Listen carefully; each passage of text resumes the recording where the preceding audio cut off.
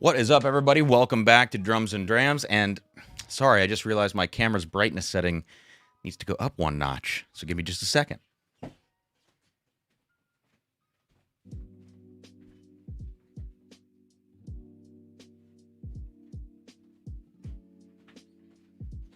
All better. My OCD can rest now.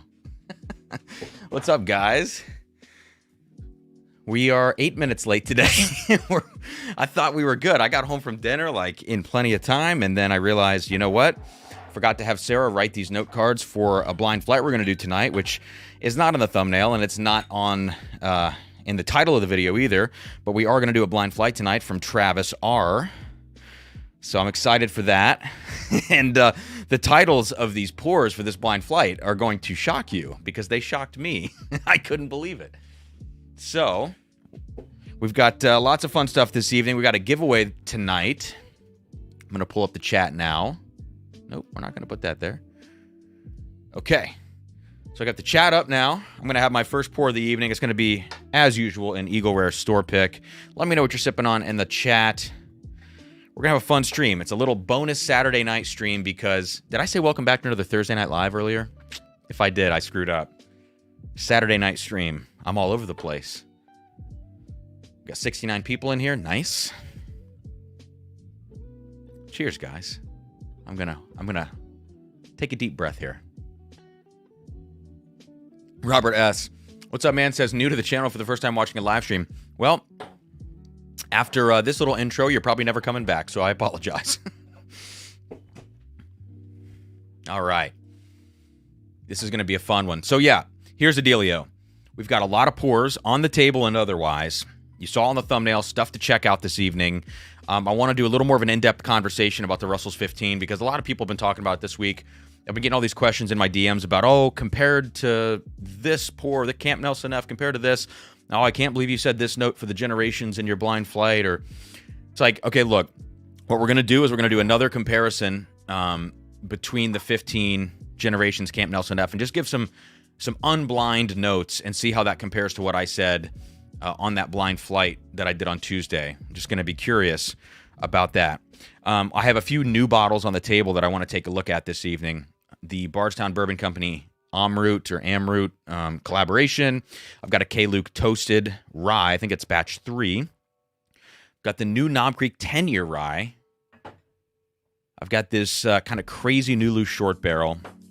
Got this short barrel brand 11.5-year MGP rye, among other things. So we're going to do quick reviews tonight. We're going to do a blind flight, and we're going to do this this kind of Russell's discussion, I guess, is going to happen, and that's going to kind of constitute the live stream. Now, giveaway-wise, let me get this banner going. Got to retype this real quick. Of tonight's pours, including Russell's 15. Okay, so there we go. The banner is scrolling. The giveaway this evening is going to be 2 winners for a sample pack of tonight's pours. So it's going to include 12 samples. All right, I'm going to run this down now. I'll run this down at some other point in the stream as well. You guys, many of you know how this works. Every $5 super chat is 1 entry. I'll show you the randomizer at the end of the stream. Totally transparent, the whole process. So what's going to be in tonight's giveaway is going to be everybody. These are all 1-ounce samples. Russell's 15 is the star of the show, of course. This short barrel 11.5-year MGP rye. This is the an 8.5-year rye pick from 13th Colony from Perdido Liquors that we talked about a few weeks ago on stream. This Nulu short barrel, which I know it's only 6-year Kentucky bourbon. It's 140 proof. We'll talk about why it's so special. So we've got those 4, the Knob Creek 10, the Bardstown Amrut, the K-Luke. We're going to have both of the Drums and Drams Evernorth Ryes that we picked that are going to be coming out soon. We got a couple other things I'm going to throw in here as well. Yeah, it's going to be 12 1-ounce samples. So we will get around to those other samples, I'm sure, tonight as well, one of which is going to be this High Bank double oaked. So anyways, we'll throw a few bonuses in there too. So there we go. That is tonight's giveaway. Let's get into the stream now. Thank you, guys. Mark says, Perdido store pick 13th rye. Yes, got that. Rarebird, what's the discussion? We're just going to talk about, like, the tasting notes and stuff on it. You know, like, an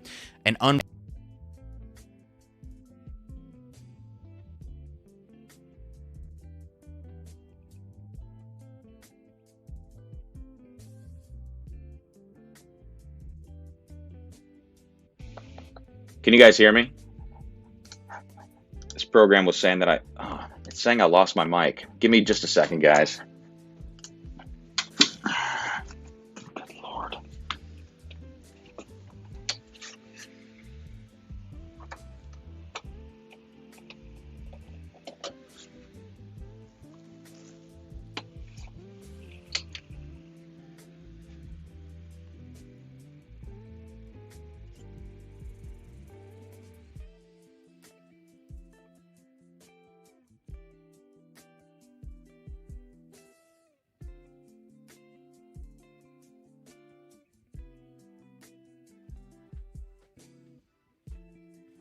All right, sorry about that. Can you guys hear me through this mic?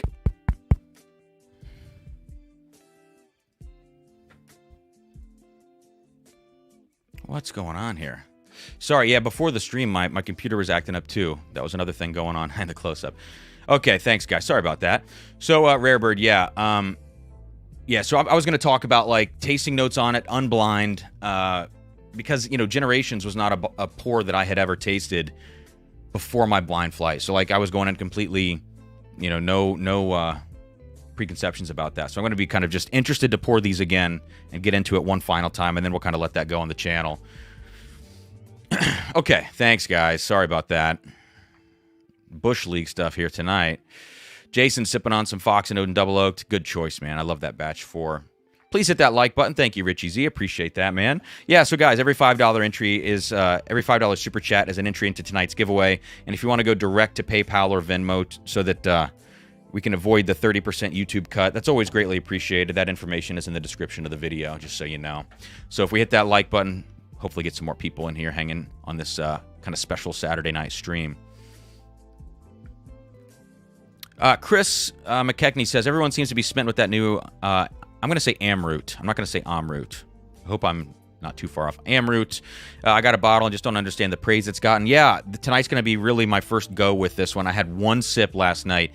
I posted in my Discord about it very briefly, and we'll see what it's like this evening. So we're going to do, first, we're not going to do this blind flight. We're going to just go rapid fire with some of these reviews and kind of quick impression tastings.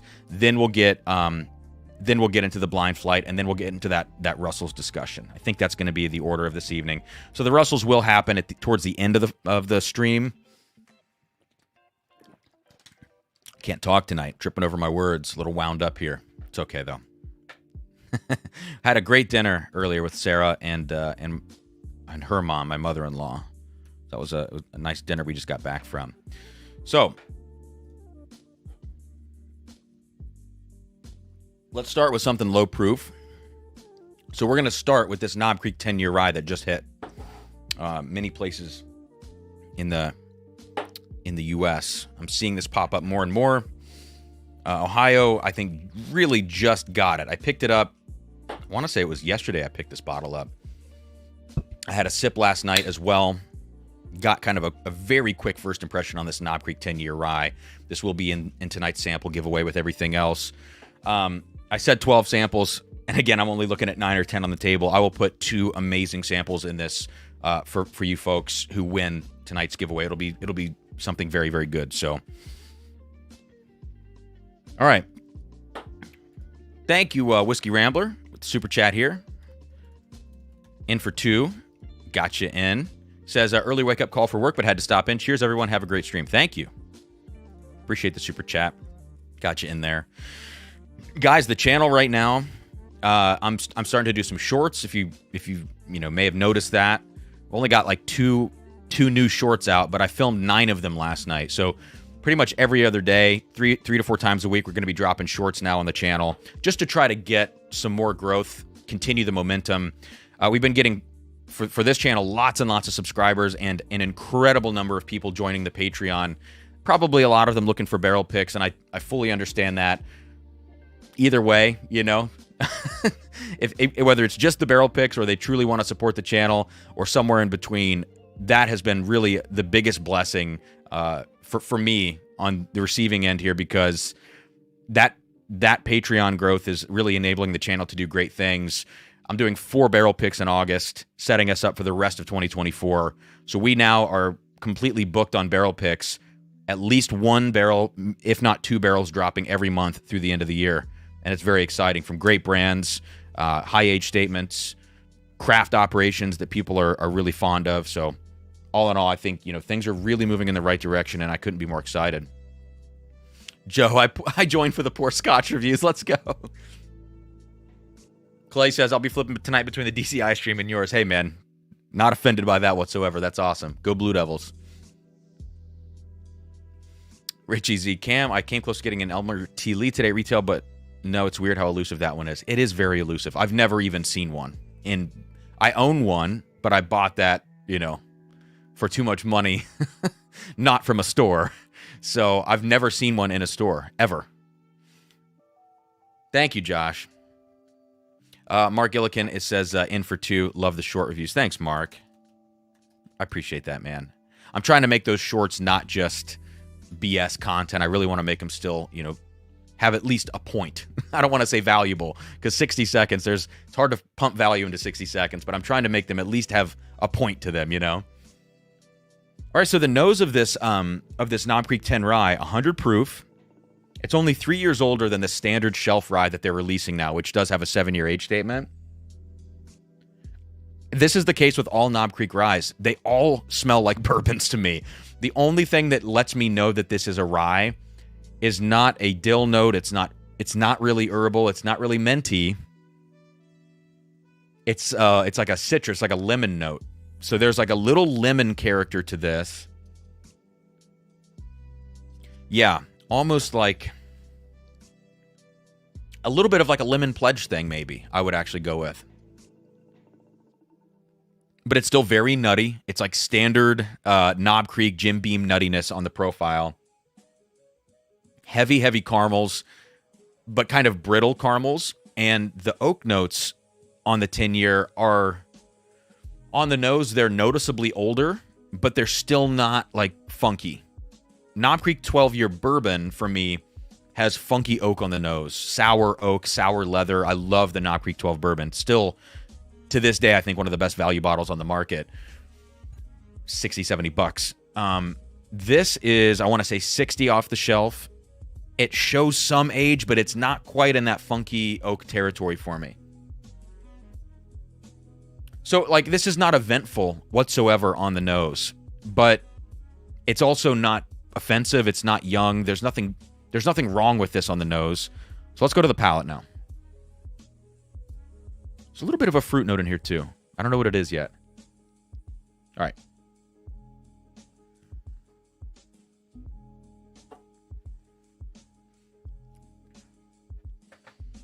What's up, Mike G? Thanks for jumping in, man. Got you in for 2. Says, loving the additional content. Looking forward to the Evernorth picks. Yeah, I should say something about that real quick. Caramel. Who's caramel? Yeah, look, so I make an effort a lot of times to say caramel because I know that most people prefer that. But I grew up saying pop, not soda, and I grew up saying caramel and not caramel. So it is what it is. 3030. 3030. Put it in the chat. Thanks, Incognito, for the question. Oh, Pink Dan. Hard to pump value into 60 seconds. Hey, Sarah. Jeez. That's hilarious. Your content is great with high production value in your shorts. Thanks, man. I'm still working on some on-screen stuff, but instead of getting bogged down and like trying to fill those with on-screen graphics and B-roll, I'm like, let me just get these out and do just a little bit of that. The captions are great. I found a great kind of AI caption thing that is super accurate. I can go in and tweak the captions on those, and it auto highlights the words as I say them. So I do love that. I think that looks good. Clay says, I'm old enough to remember seeing multiples of ETL sitting on the shelves. Man, that'd be awesome. That would be awesome. All right. So, yeah, the Knob Creek 10 on the palate, though, I actually kind of like this stuff. There is absolutely nothing special about this bottle. if people are seeing this Knob Creek 10 and thinking to themselves, oh my gosh, this is going to be like Booker's Rye Light, or some miniature version of that, or this is, oh my gosh, we're seeing a higher age statement on Knob Creek Rye, it must be a special bottle. Well, I mean, the price point is $60, and so in my head, I'm thinking about other $60 products on the market. Frankly, I'm not going to compare this to other ryes because it just drinks like a bourbon to me. Like a high rye bourbon, maybe. I think Carter said that earlier. So in the grand scheme of things, at $60, the way this drinks, it drinks like a nicely aged, very balanced bourbon, down the middle Kentucky profile with more nuttiness, than most other products would have, but not necessarily in a bright young way.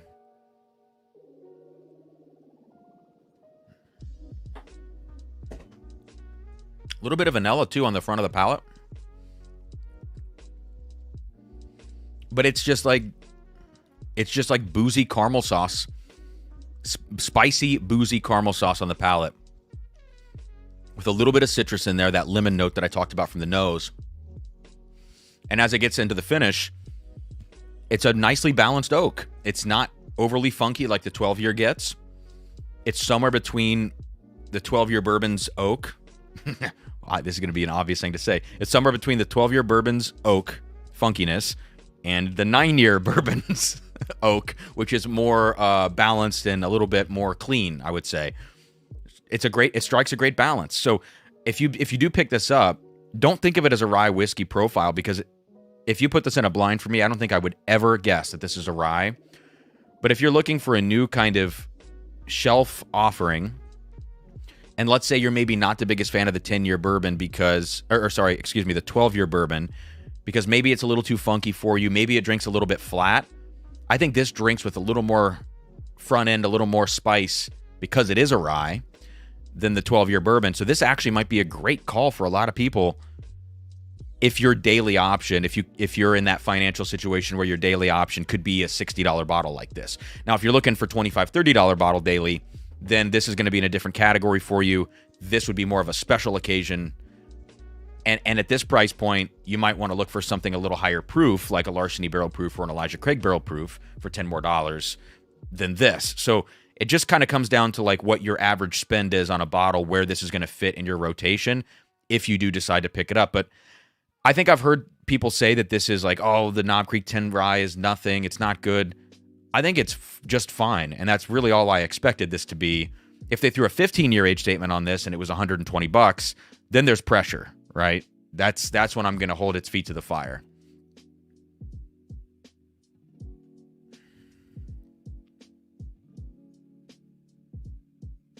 Tom Harper, yes, Knob Creek 10 Rye is great. The issue with it is we can already get 115 proof for $60. Many are better than the Knob Creek 10 if you like ryes.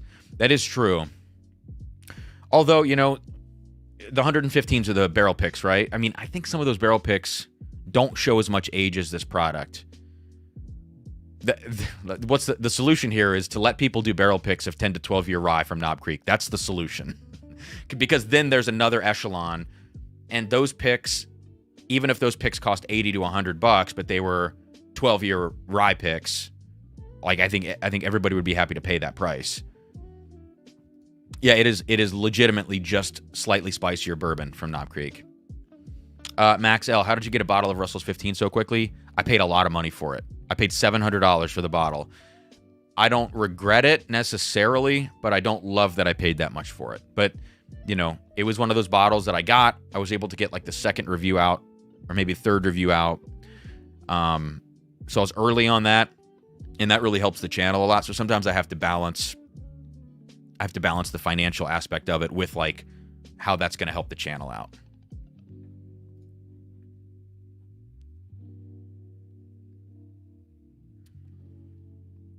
Tom, you have a rye pick at 10 years? I didn't even know they did them that old. I thought they were all 7. Oh, yeah, I think it's hard to find one aged that much. Yeah, I've never seen a 10-year rye pick. Now, in the really old bottle design, I think it had a brighter green label on it and like the little silver kind of plaques on the tops of the bottles. I don't know what the age of the pick is, but that bottle of Knob Creek rye, this whatever pick I have, it's in my basement. it does taste like a mini Booker's Rye. It's a ridiculous bottle. But this doesn't touch that profile. This is more of just again, slightly spicier, like Joe said, bourbon with a greatly balanced oak profile. What's up, Liz? All right. Let me get Liz in here for 2, it looks like. Yep, cheers sipping on Evernorth Rye 5. Is that an MGP or a Sagamore? I can't remember.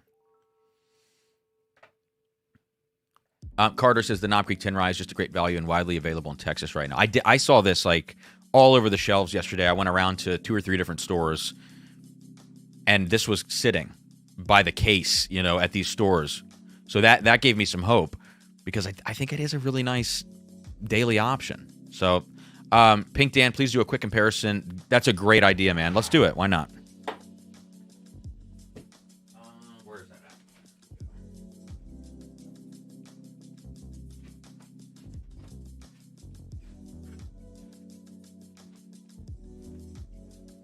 at? So the proof points on these are going to be vastly different. This Old Overholt 10-year rye, I believe, is 121. Yeah, 121 proof. Let's see what this flavor profile is like, though, between the two. Flavor profile comparison. Yeah. Here we go.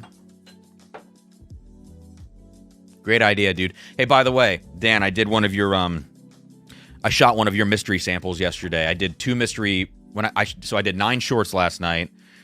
I did 3 shorts with Sarah.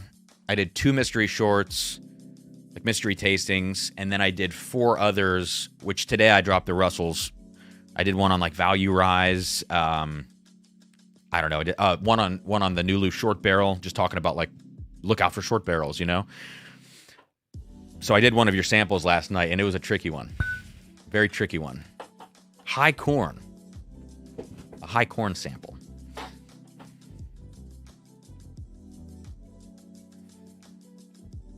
All right, so let me. I'm going to pull up my Venmo here, guys, and my PayPal just to make sure I start getting these in. Appreciate all of you entering into tonight's giveaway for these samples, which include Russell's 15 samples and some really epic ryes as well. So I'm going to get this pulled up on my phone and start entering them as we go. I'm not going to wait till till they all pile up too much. Okay. Let's do a quick Overholt 10-year rye comparison to Knob Creek 10-year rye. 21 proof points of difference. Wow. Okay. So this is the Knob Creek. That vanilla note is really starting to come through even more now, which I love. Vanilla, as long as it's not artificial and bright and young, is one of my favorite notes on bourbon, and that's also because I'm a total square, and my favorite ice cream flavor is vanilla bean. Like, you can give me salted caramel, butter pecan, cotton candy, birthday cake. You can give me whatever flavor you want of ice cream. I just want vanilla bean ice cream. Sarah gives me crap for that all the time.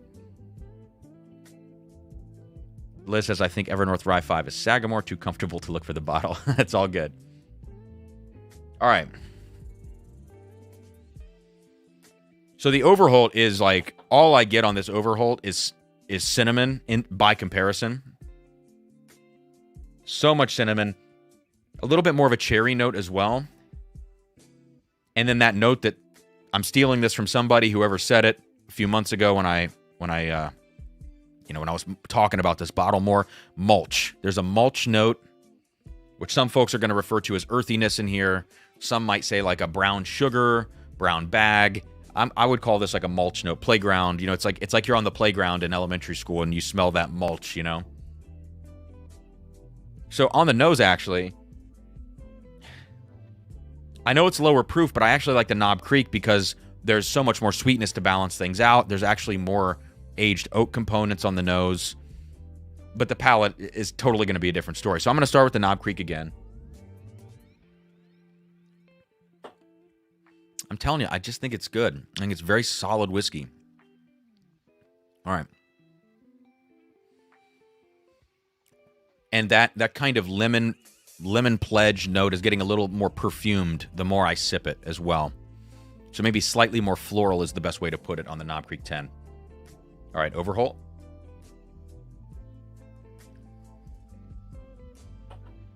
A totally different experience.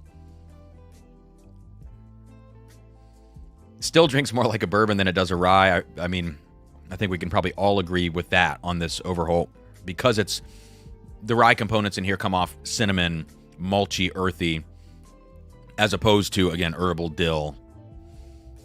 There's not even really any citrus to me on the Overholt rye. So in my mind, I would say these are kind of for two completely different audiences, you know?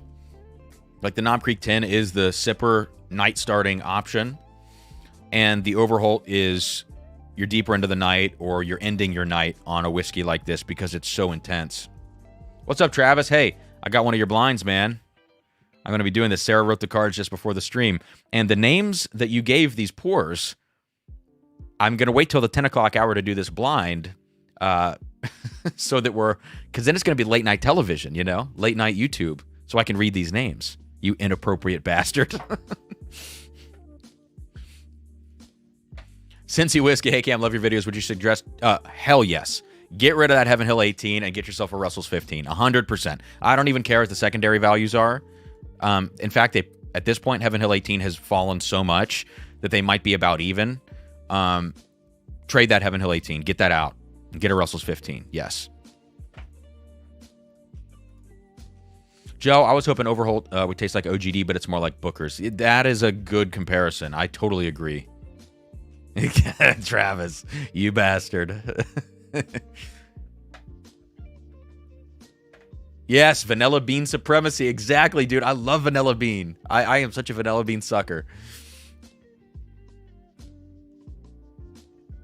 Okay. Jeb just got back from a date night. Knob Creek 10 Rye is the blind date with a good personality. Oh, Jeb. All right, guys. We're going to call it there on this comparison. Okay. Let's keep it moving with a couple of quick reviews. Again, before we get into tonight's blind flight, let's move on to this. Lots of... What's up, Brian Bikey? Abandoned Bourbon in the house. Let's move on now to the Bardstown collaboration, the Amrut 110 proof. I should have downloaded the stat sheet on the side of the bottle here.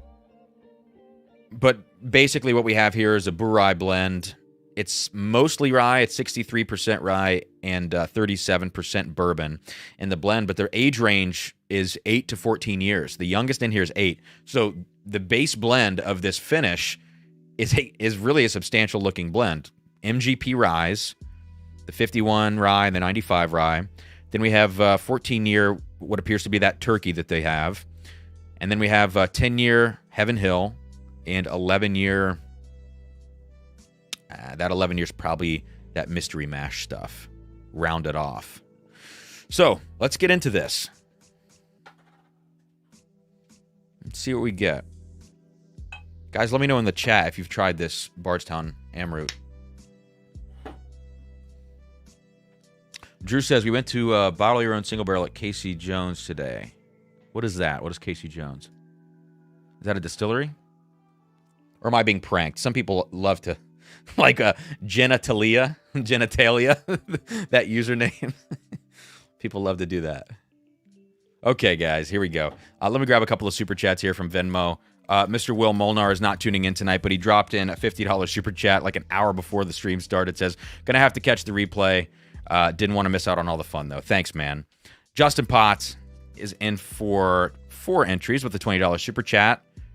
A couple of ticket emojis, and here we go. This is serious stuff. Jason Zell, hugely supporting with a 20-entry super chat, $100, man. Thank you. Cheers to that. Thank you, Jason. Jerry Arnold, in for 1, says, I'm in for the Dirty Dozen. It's gonna be a good Dirty Dozen, though. Mr. Half Jeep Whiskey lends in for 3. Says, still living vicariously through you, Cam. Jeremy H.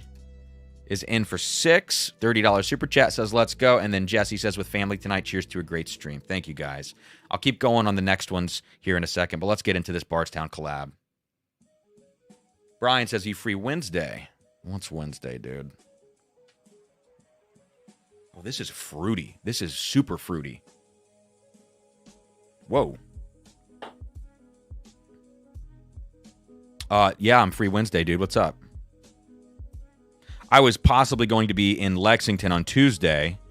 Some things are up in the air, and I'm not sure that that's going to happen. I'll know more soon, I think, on that. That would be the 9th, but the 10th on Wednesday, Brian, I'm free, man. What's going on?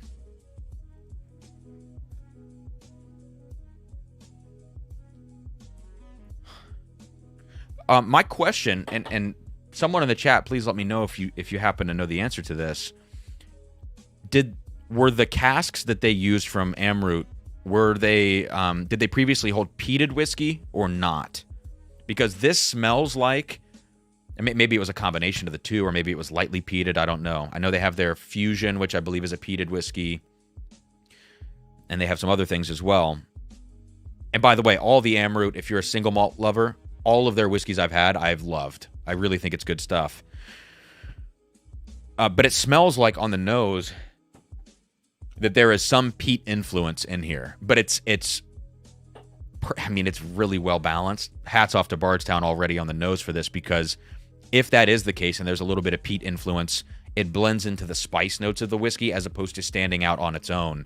So I think an American whiskey drinker would smell this and not immediately go, oh, geez, it smells like Lafroig.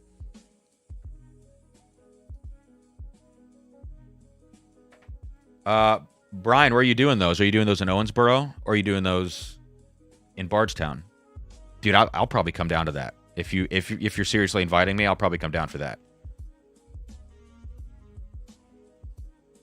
Because we're doing a Green River pick in August. It'd be great to get the lay of the land first, In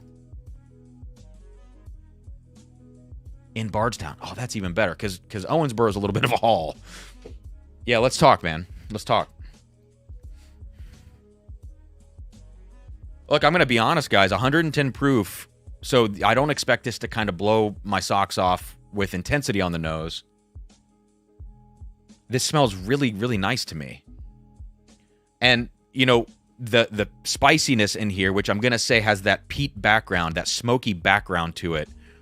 It's a combination of barrel char and like a distinct black pepper note that the peatiness is pushing forward. That's the best way I can put it, is that it just accentuates already the pepper notes in this whiskey. And there's a lot of rye in the blend, so it makes sense that those smokier, peaty elements kind of cling on, a little Star Trek thing. They cling on to the spice notes in the rye and push those forward more.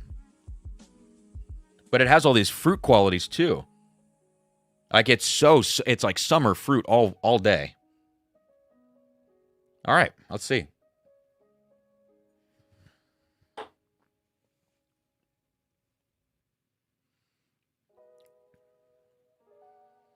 It's so weird. So interesting on the palate. I don't know if I like it or not, It's not an immediately readable whiskey to me. There's not like immediate gratification. I don't taste this and go, hell yeah or hell no. It's like, this seems like a very, what's the word? Like a very academic whiskey. It's almost like an exercise in proving that this can work and proving that it can be done in a comprehensive way, but not necessarily in a way where I'm like, oh, I can't wait to go sip this. Mike says finish was in both peated and unpeated. This makes a lot of sense. Because I feel like if it was in all peated, that note might be more prevalent in here. But the fact that they had the opportunity to blend that to their specifications or to their preference, that actually does kind of come off. Which, again, to me, it's like that's why it feels academic. The finish is very leathery, very single malt leather, smoky pepper notes in the finish, and it's a very, very long finish on this. Yeah, a little Klingon reference there. Robert S. Sipping on Bardstown Origin White Label. I have to say it's meh. Toasted offering seems to be popular. Which is the toasted offering? Which one is that? So personally, Robert, I actually love the white label Origin. I like it the best out of all the kind of core lineup offerings now. The dark label I was not the biggest fan of. I talked to Ron from Green River / Bardstown, and he was saying that, you know, I should taste a different bottle of that, like a more recent bottle, because it is bottled in bond, the dark label. So I need to retaste that and see what it's like. But I love the white label for what it is, you know, because I like that high rye mash. But yeah, what's the toasted offering? The Kroger on the Indiana side has Old Forester Single Barrel Proof Rye in 1924 below SRP if you're close to the Ville. Wow. Okay. Oh, dark label I meant. Okay. So the weeded 6-year. Yeah, see, and maybe my bottle wasn't good. Maybe the more recent ones are better. I'm not sure. I'm going to have to retaste that one with a fresh bottle. All right, so back to this Amrut. There is like a very sour fruit note now on the nose for me. What would I say that is? Like sour pineapple, maybe? Something like that. But then there are, like I said, summer fruits. It's like peachy, strawberry, kind of bright.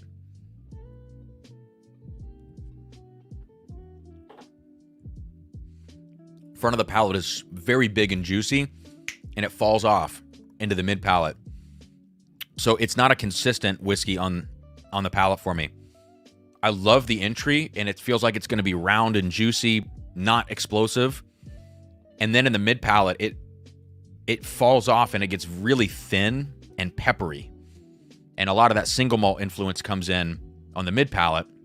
That's my least favorite part of the whiskey. As it trails into the finish, it ramps back up a little bit, and it's just a very, very steady finish with those, again, like I said, kind of smoky black pepper notes on the finish that just linger endlessly.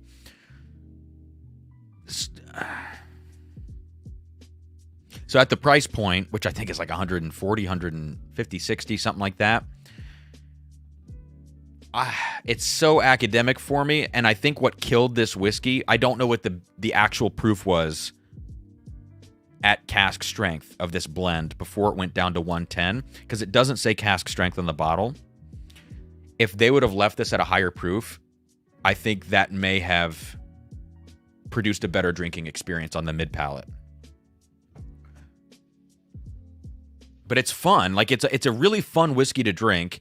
It's almost like a party trick whiskey, and that might sound disrespectful, and it's not meant to Bardstown. But it's somewhere between a party trick whiskey, which is very novel, and then also like a very academic whiskey. But both of those things are not the kind of whiskeys where I go home and I think to myself, damn, I had a rough day. I really want to have a pour of that Amrut collab finish, you know? So I don't know where this falls for me. Like, that's a hard place to be. 170 in Kentucky Liquor Barn. Man, see, the pricing is tough on this. But the pricing in some ways makes sense, because the blend is like 8 to 14 years old. If I just looked at this base blend without the finish, I'm 100 to 120 bucks. Makes sense to me, price point. And then you add the finish, and there's extra casks involved in purchasing those, and it's not that the price point doesn't make sense with the effort involved and the age statements on the bourbons in the mix. It's just that the end product, I think, honestly, if this came out at 125 and they went down to 110 with water, just leave it at 125. Leave these collab bottles at proof, please. That's my critique.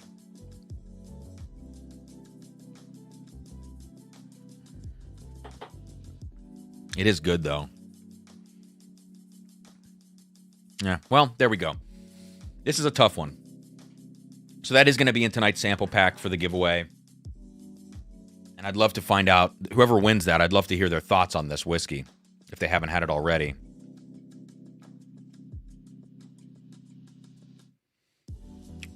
All right. Let's pull up the old Venmo here again. Thank you guys for all the support tonight. I mean, this is amazing. And just, everybody in the Patreon, like, listen, if you're not interested in tonight's giveaway and you want to still help support the channel, sorry for the shameless plug. I do apologize. But I'm telling you, like, jumping in the Patreon, $5 a month, a cup of coffee every month if you go to, somewhere a little more expensive. $5 a month helps the channel more than you could ever imagine. We have a lot of free members in there as well, and I always encourage them every month or two, like, hey, if you can do $5 a month, it really helps with all the travel associated with the barrel picks, getting those things going and trying to get back in that way. And with extra content and early access to things, I'm still working on some of that, but things are continuing to ramp up, which is great. Let me get these glasses out of the way. Okay.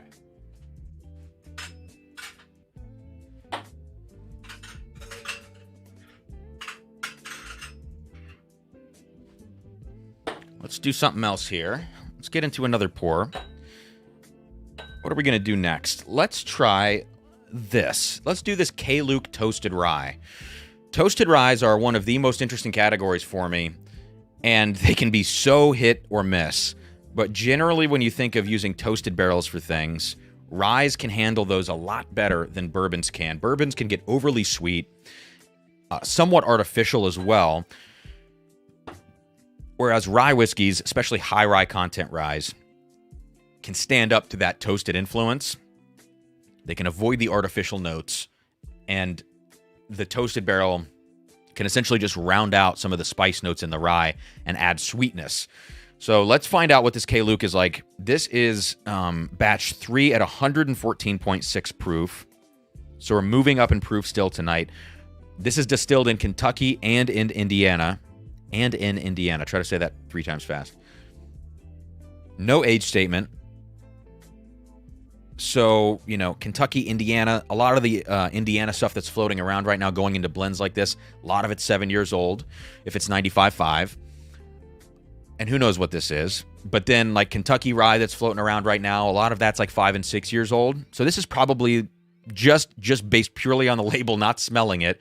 I would imagine this is like a 5 to 7, 5 to 8 year rye, like in that range. Price point on this is, oh, geez. What did I pay for this? I bought it on Sealbox, I think. And 110. So actually, that's not a bad price. Like, toasted ryes are never really cheap. So 110 is... yeah, all right. Oh, wow. Let me know in the chat if you guys have tried this Kuke Toasted Rye. It smells like, the first impression of this is that it's not overly finished and overly oaked, where, again, toasted is either going to go like artificial sweet for me if it's done incorrectly or poorly, at least to my preference. It either goes that direction, or it can go like way too char and rubbery for me, which is a lot of like Michter's toasted products.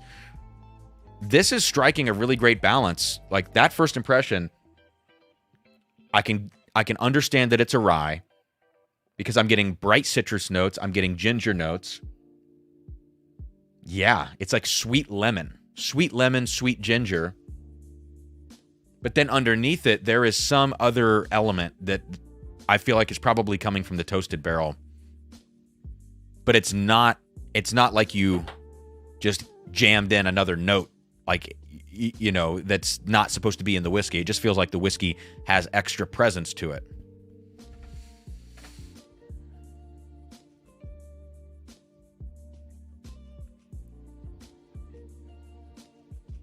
Okay. I like the nose on this. Cornbread. There's actually a toasted cornbread note.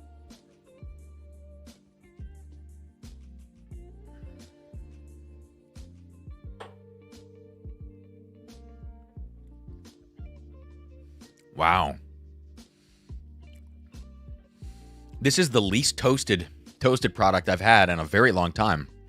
I love that about it because I'd rather it be subtle, like the Fox and Odin Double Oaked Batch 4 that I reviewed.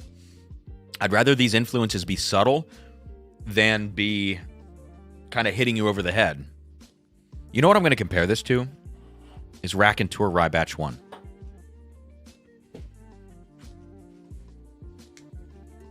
Because, I mean, I think proof-wise, these are...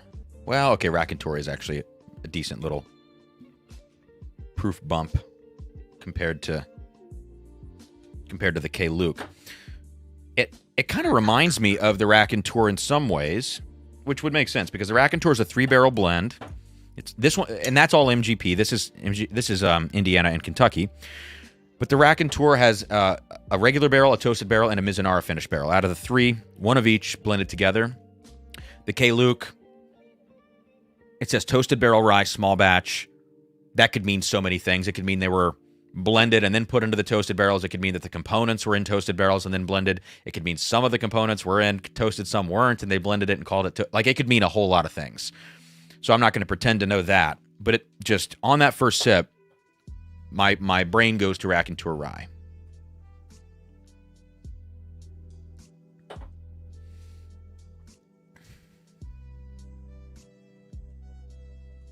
All right. Let me grab like 3 or 4 more super chats, guys. I do want to catch up earlier in the stream tonight, like I said. So the last one I snagged was Jesse. Lawrence Chang in for 1 super chat. Thank you, Lawrence. Says, got you in for 1. Would love to know how many Stag Junior / Stag bottle samples you have that you could blind in one sitting. You know, I actually got rid of a lot of my Stag stuff. My Stag Juniors. I have not a lot of samples. Maybe a 22A sample or 23A sample. I have a bottle of 22A. I have a pick back there that's hazmat. And then I have some George T. Stags. But otherwise, you know, I don't think I have a lot. So I'm less enamored. Every year that goes by, I'm less enamored by Stag, like Stag Junior. I'm going to always call it Stag Junior. I'm less enamored by those bottlings. They just often feel bitter to me. Even if they have 9-year stuff in them, they just sometimes come off a little too bitter. So Greg Y says tonight with a little dice emoji. I got you in for 2, man. $10 super chat. Amy in for 20. 4 entry says cheers, Cam and fam. Happy 4th holiday. Thank you, Amy. I'll get 2 more. Matt Thomas in for 2 says thanks for the great tasting notes. And thank you for the super chat, Matt. And last but not least here, before we get back to it, James says he's in for 2. Finally able to catch a live again. Keep up the great content. Thanks, man. All right. Yeah, we're good. We got like 8 more so far. We'll get to in a second. Joe Dickinson says, oh, Mark's moving on to the Dark Arts pick. Let's go, man. I loved on the Junkies video that won out. I think that was, like, frankly, that was the wrong move. The Michter's 10 is better than the Dark Arts pick. But, I mean, I'll take it, you know. Beggars can't be choosers. But Dan gave it a 90 points. I'm like, okay, I'll take it. All right. So this is K-Luke. The most toasted element of this is toasted cornbread, which is kind of a lighter note. It's very baked goodsy. Raconteur? Oh. So the Raconteur, like, and this is why I initially said that I like this bottle so much. It is still subtle, but this is an interesting thing about this comparison because the proof points, 114 versus 120? Yeah, basically 120. So while the Raconteur is a subtle influence on the nose, there's extra proof there to push the subtlety out a little bit more. That subtlety that I'm talking about in this case, that I've mentioned all along, has been this creaminess, which I attribute to the Mizunara cask.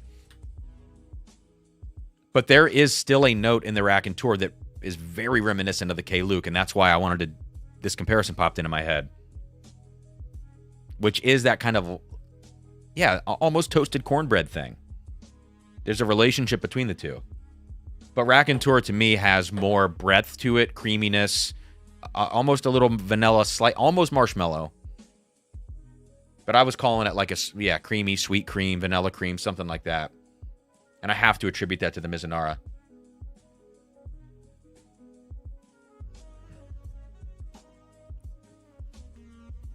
Yeah, I mean, that wins. The proof helps it so much, too.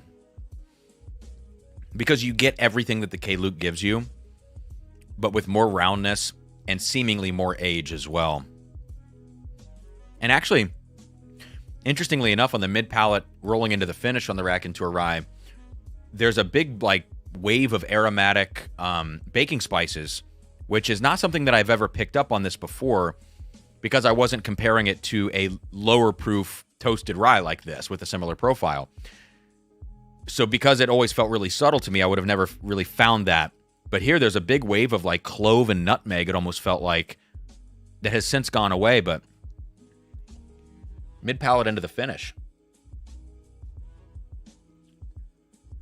I like it. I like it better. But price points, I think the Raconteur was $129. K-Luke was it $109? Yeah. Yeah, I think, like, it all tracks for me, you know? I don't think the K-Luke's a bad bottle. It doesn't quite have a wow factor to it. And I think if you're, you know, at this price point, with no age statement, even though K-Luke has a really great reputation and I like so much of their stuff, I think I need maybe a wow factor on this bottle to justify spending that $110. The wow factor on the Raconteur is not that you get a big hit like a 13th Colony product or something like that. The wow factor is its subtlety. So that's kind of, might sound like an oxymoron, but it's not.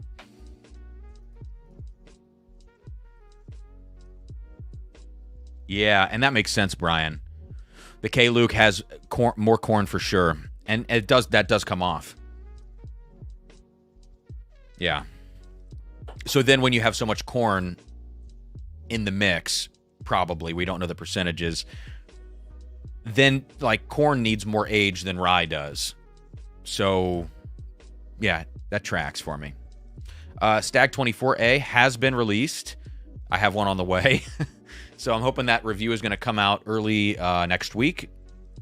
I'm hoping that, I don't know if it's shipped yet, but yeah, it's out there. It's a lower proof one. I think it's like 127.6 or something. It's sub 130. Man, that's awesome to hear. Yeah, I still dig it, man. Still dig it.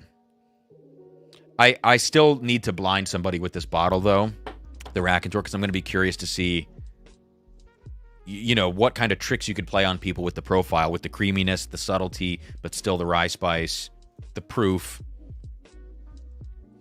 Jeb says, trying the Angel's Envy bottled in bond you sent. I'm enjoying it, but doesn't seem like something I'd reach for nor buy. No, I agree with you, Jeb. I think the Angel's Envy bottled in bond shows promise for the distillate at a young age, and that's about it. And the price point's not good. It's like $55 or something for a half bottle.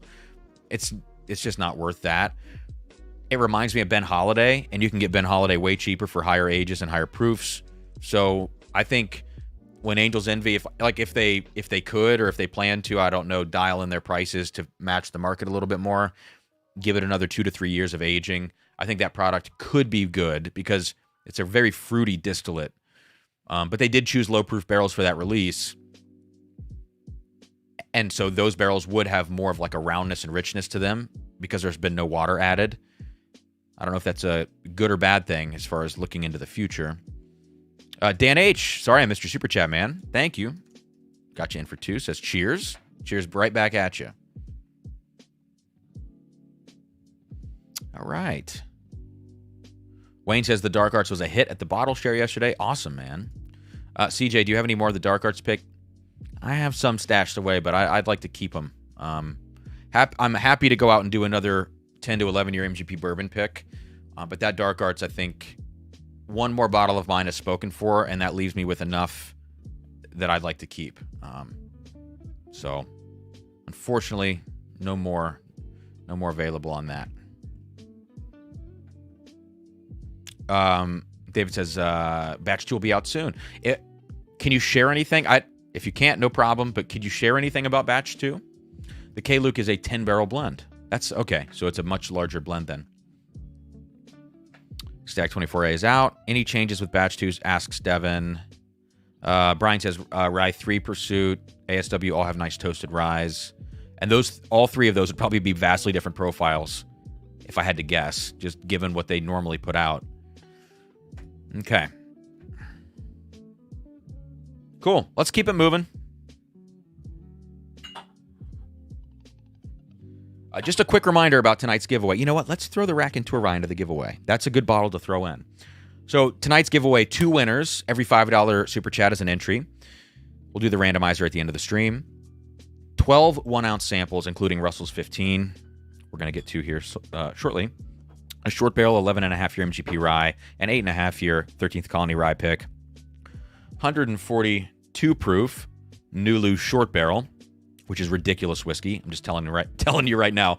Knob Creek 10 rye, the K. Luke toast that we just tasted, the Bardstown Amrut collab, the Raconteur rye, both of the Evernorth rye picks that we are dropping for Drums and Drams at the end of the month, and some extra samples we'll throw in there as well. So there we go.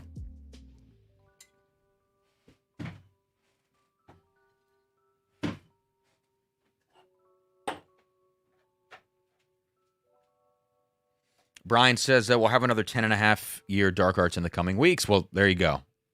There's a good one to pick up then. There's older whiskey in batch 2. We'll still have a 7-year age statement as there's still 7-year rye in it. Nice. Oh, I hope that older stuff is maybe some of those 11-year barrels that are floating around. I hope. Even if not, just saying. Those are some of my favorite ryes right now. Okay. Let's do one more tasting before we get into tonight's blind flight. And it's going to be this badass bottle right here. So this is exciting.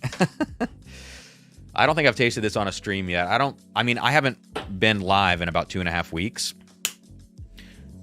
So I don't think this has been featured anywhere except maybe discussed in the Drums and Drams Discord, which is part of, like, if you join the Patreon, then you get access to the Discord server.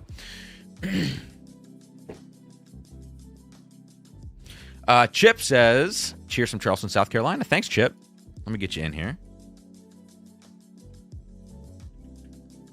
How do you say your last name, Chip? Is it Aidlet? Aidlet or Idlet? That's a cool last name. Spell it out for me. That's awesome. I want to make sure I say it right. Thanks, Chip. I got you in for 2. Let me grab a couple more of these Venmo Super Chats because let me tell you what. Look how dark this whiskey is. 142 proof. Needs a little time in the glass to kind of open up. So let me stall here for a second and throw in a couple more of these Super Chats. Let me grab there's a PayPal in here. And sometimes I don't check PayPal till the end. So let me grab these.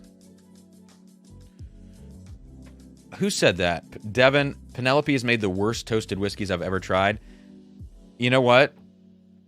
I actually can't disagree with that. I have had, like, the most burnt tasting whiskeys, I think, ever. I mean, they're so char forward and just, they get so bitter. And they come from Penelope. And often it's like when it says heavy toast on the label. I had one that was a medium toast.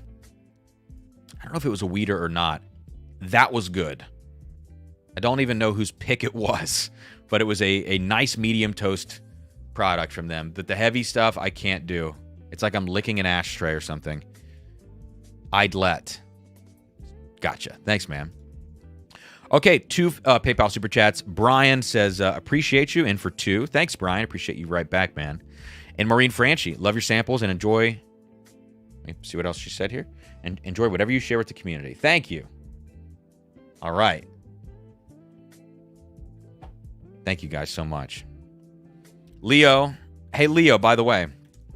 Sarah and I filmed a little Q&A video with those questions, a Q&A short, with those questions that you put, I think maybe in the Patreon or something. So, got you in for 3 entries just here for the amateur Scotch reviews. I love the... Guys, if you don't know what we're talking about, that is an inside joke with the Discord. Kyle McDowell in for 3 says, cheers, Kev. Thanks, Kyle. And Travis,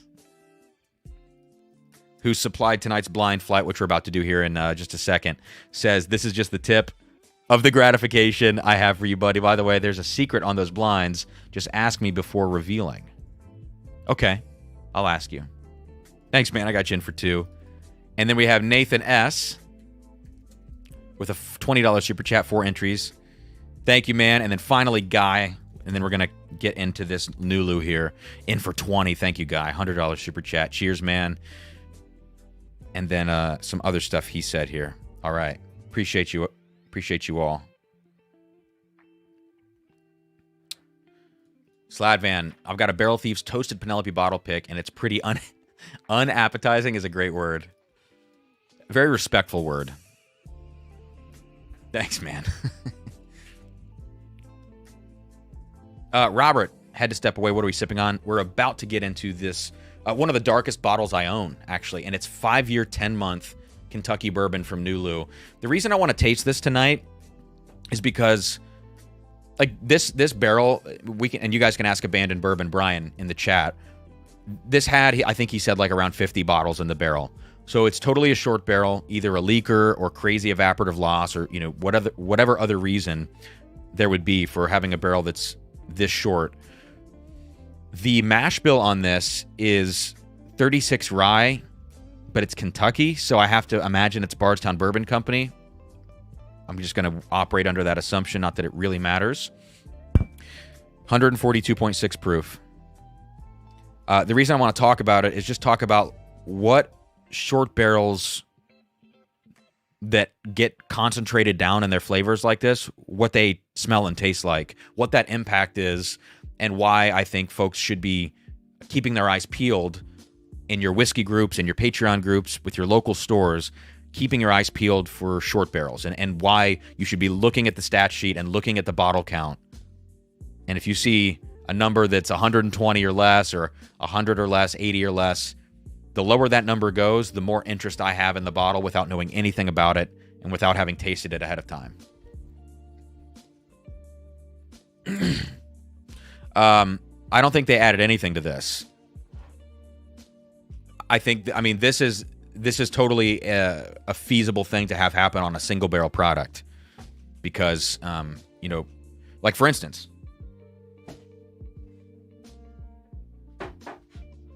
Junkies Rye 1 is, like, if I hold these up to the light, the Nulu is just like a shade darker than the Junkies. And the Junkies didn't mess with this barrel.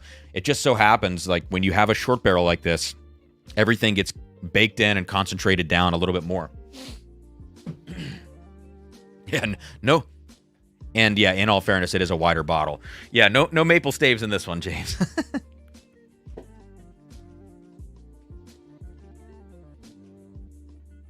Oh my God. So yeah, this is also in tonight's sample giveaway, right?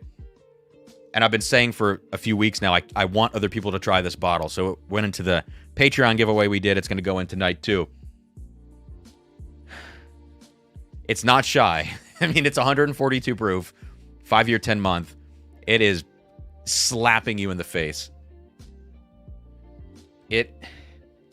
What's the best way to put this? It's like fudge brownie coffee.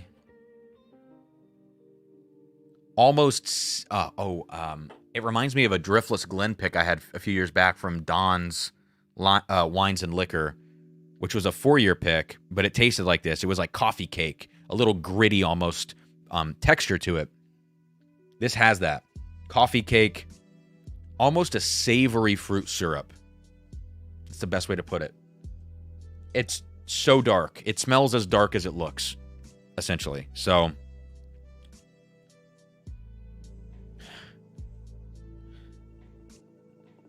oh my gosh. Yeah, so Joe says 2019 King of Kentucky Barrel 27 had only 6 bottles at 131.7 proof, 15 years old, coming out of that barrel. 6 bottles. Can't even imagine what that tasted like. I can't either, man. It's probably the most epic stuff ever.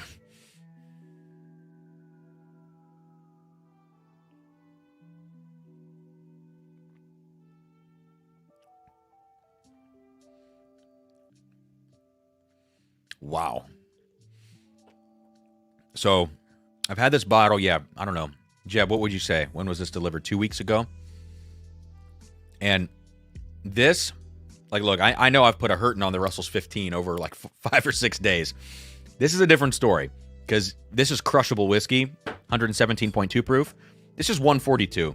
And I've already gone through, I don't know, a quarter of the bottle. I'm moving through this fast. I can't stop drinking it. I have goosebumps right now. Not just from the ethanol. It is so ridiculously rich and intense. It's not complex whiskey at all.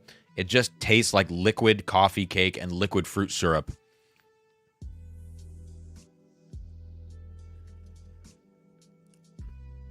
Oh my God. And it's so chocolatey. Wow. And I'll be honest, The thing that this most closely reminds me of is 13th Colony Double Oaked. But I don't believe this has had any staves added to it or anything else like that. It's just purely an example of what a short barrel can do to 5-year, 10-month whiskey. It has the concentration of flavor that 13th Colony Double Oaked has. Remarkable. Wow. The only complaint, besides it just being hot as balls on the palate, is maybe there's a little bit of grassiness on the back end. But in this case, like I really don't care about that because it's so covered up by the other notes that it doesn't stand out to me. Wow.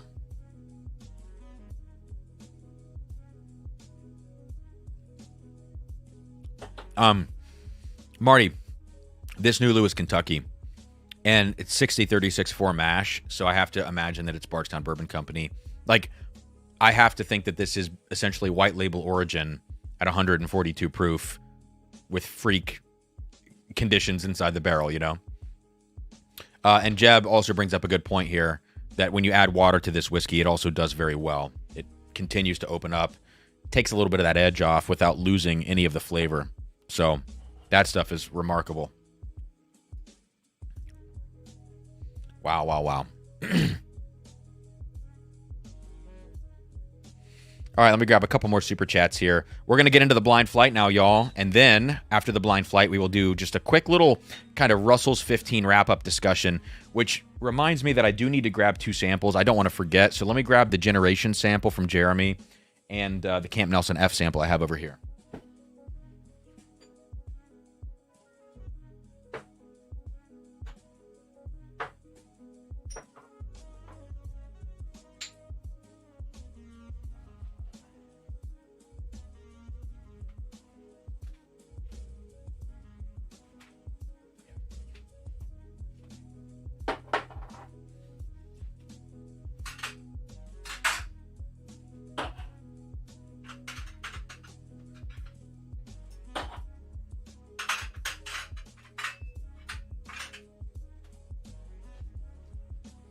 All right.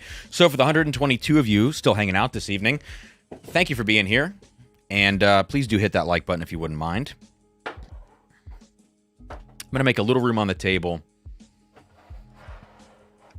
for a 6-pour blind.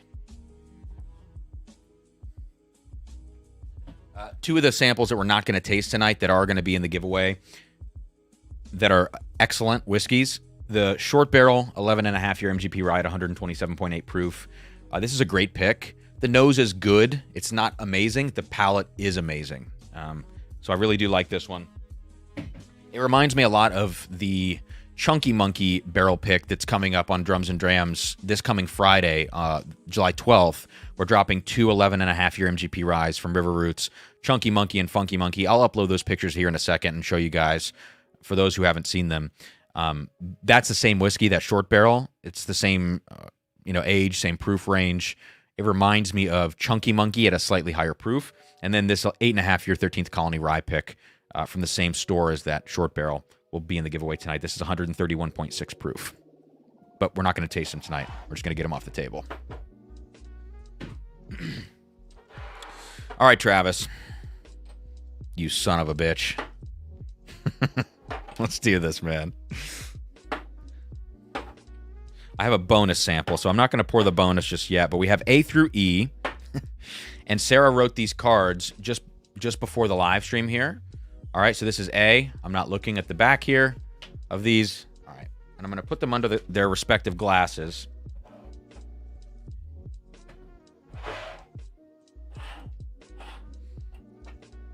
Put the bonus off to the side. And I think I might need a knife.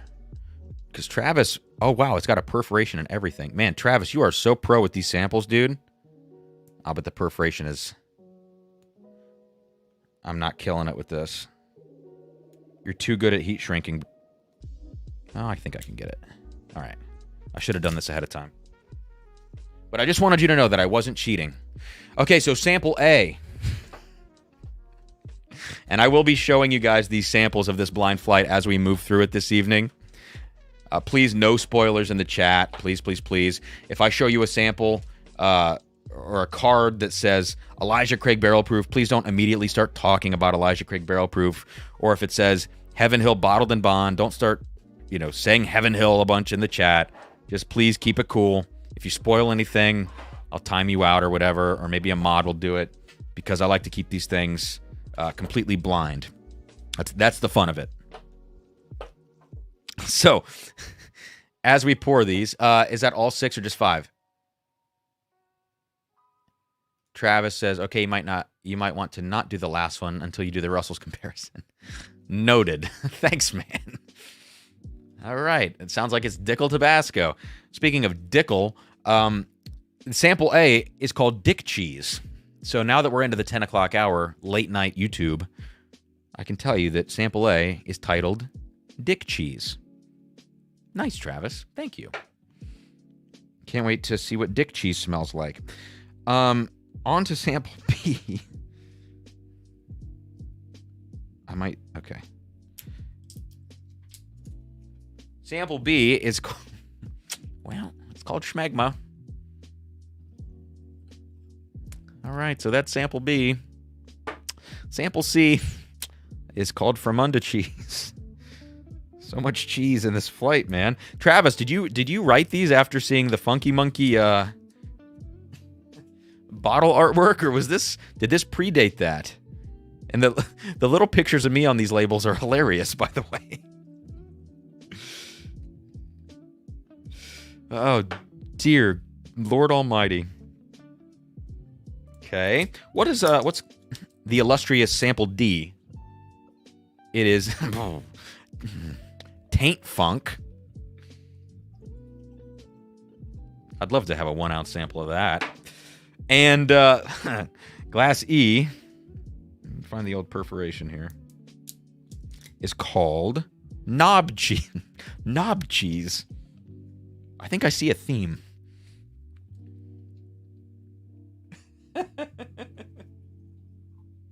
Oh, David.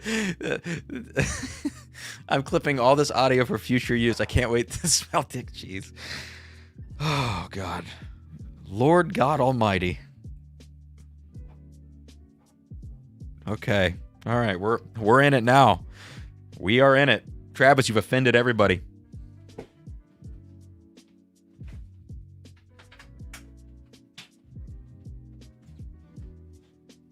Let me get out my little notebook of tasting notes that I literally do not ever look at unless I'm doing a blind flight. So, okay. Got a fresh page here. I'm just going to call this the Travis's cheese flight. No, I'm going to call it Travis's charcuterie board. That's the most polite way to say that.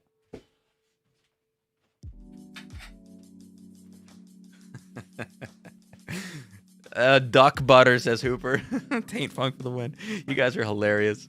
Achievement unlocked. Hooper, yeah, thanks, man. Oh, good God. Okay, I got you in for 2. Did I miss any super chats in the feed here? Please, guys, if I miss any super chats, please call me out. Thanks. Oh, sweet baby Jesus. I think the last Venmo super chat I got was from Guy. So let me snag just a couple more here. Oh, wow. Okay, Jose is next. So we're going to let these cheesy samples air out a little bit because, yeah. 5 entries for Jose. Thanks, man. I got you. Okay, Mr. Copperwolf is in for 4. Says, cheers, thanks for the great content. Thank you, man. I don't know if it's so great anymore thanks to Travis. Or maybe it's greater. Like a cheese grater. Mark Gilligan in for another entry. For 4 says, cheers to more great drums and drams picks. Thank you. Thanks, Mark. And Jeb, I got you in for... Jeb, I can't even read that on this. No one's going to know what that means. But we know what that means, and that's all that matters. I got you for 4. Domingo says, sample thing entry. In for 1. Thank you. Thanks for the support, guys. All right, let's get on to this blind flight. I think I have a couple more. Can I catch up now, or do I need to wait? Let's do one more Dan Pacifico.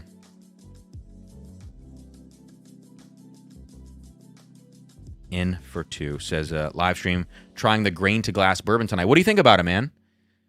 I'm actually curious about these Heaven Hill grain to glasses. It reminds me a lot of the Buffalo Trace, like kosher wheat, rye, those bottles. But I don't think any of those really impressed me. They all tasted pretty darn young. Thanks, guys. Domingo, I got you. And Cheese 1022 says, cheers. Is that a picture of Joe Biden? Oh, my God. That's just, the combination of things that's going on right here is brilliant.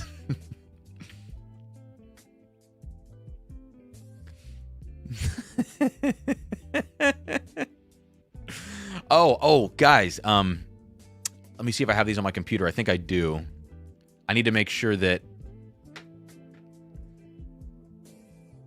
Can this take HEIC files? No, it won't upload those into... I need to convert these to JPEGs just super quickly. Hang on. I got to show you guys the artwork for the upcoming barrel picks, so that we can kind of align that with these very cheesy samples that we're dealing with right now. So where are these HEICs? There's one. So I just have to hit export as JPEG. Okay. This is going to be... So I'm going to show you Chunky Monkey and Funky Monkey.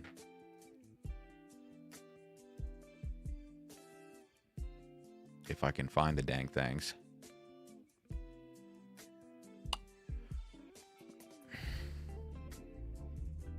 Come on now.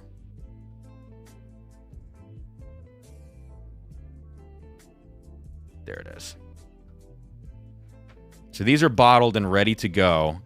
And again, we're dropping these July 12th. Is this a little bit of an advertisement? Sure. But it's also just fun to show you guys this artwork because it came out so well. All right, let me upload these now.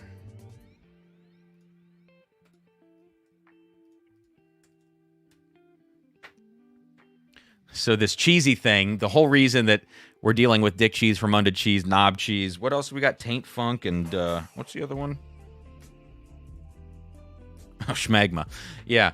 So here's that. This is the upcoming, and here's the other one, right? So we have pink and yellow wax. We tatered the shit out of these bottles. They're both 11.5-year MGP rise. This one, Funky Monkey, is a semi-short barrel, 125 bottles, which is decently short for these 11-year rise that are coming out. Most have around 160 in the barrels. So this one, you can see the cheesy volcano with the Funky Monkey playing the drums.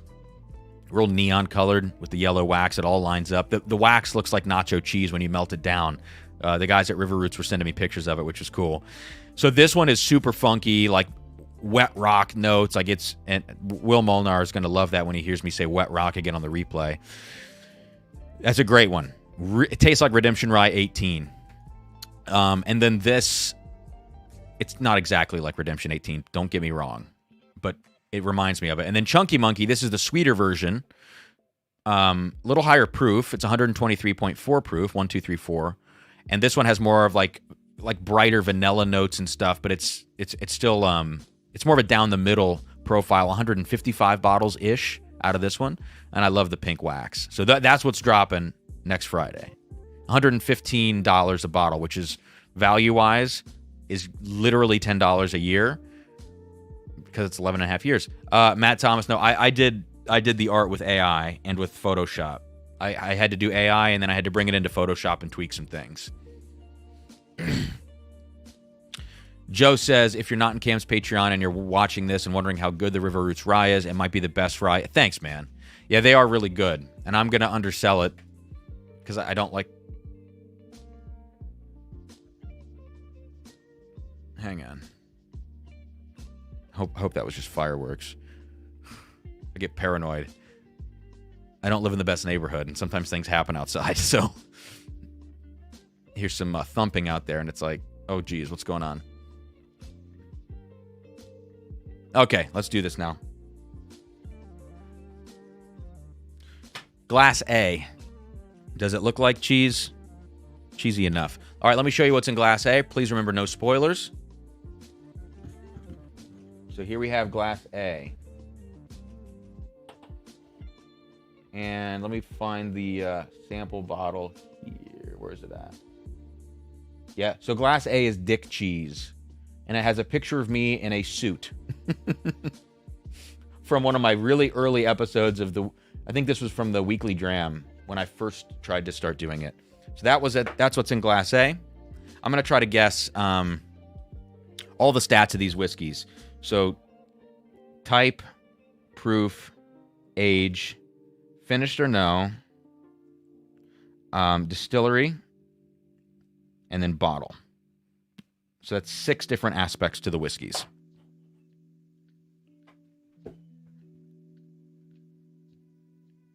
This smells like, dare I say, Dick Cheese. No, this smells kind of like younger, brighter whiskey. I think this is a bourbon. There's a little bit of bubblegumminess to this. Bright young vanilla and intense peppery oak notes. Crawls up your nose. So to me, like, this feels like 5-6 year whiskey. I think bourbon could be high rye bourbon. Are the 2 ryes better than the original River Roots rye? I don't know. I think the original River Roots rye was probably, it contained elements of both of these upcoming ryes profiles. Like, it had some of that funkiness that Funky Monkey has, but Funky Monkey has twice as much of that in the bottle. The original River Roots rye was more balanced, I think, all the way across the board. It had a little bit of everything, and that's why I loved it so much. You got funky, you got cola, you got herbal, just everything. Sweet, spicy, savory. These are a little more specific on the profiles. I think, generally speaking, if you like really aged and kind of funky whiskey, then yes, Funky Monkey's going to be for you. But I think, generally speaking, for other folks, like, I don't want to say the general public. I keep saying the word general, sorry. They might like Chunky Monkey just a bit more because it is sweeter. Oh, the labels are peel away. Are they? Oh, it's this. Oh, I see. Gotcha. Cool. Now that I go back to the nose on this, it almost has a little Knob Creek element to it, like a little Jim Beaminess.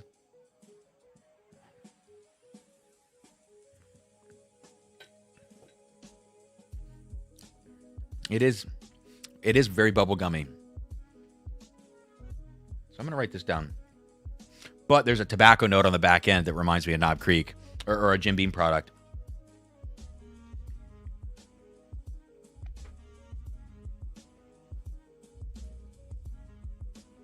Okay. Proof on this.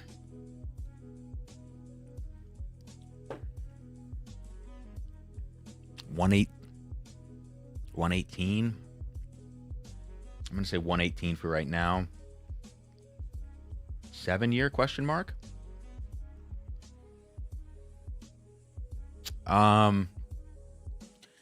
It's either high rye bourbon or kind of like a Kentucky rye. Those would be my guesses on Glass A so far. I don't think it's finished. And distillery, like my initial distillery guess is Beam on that.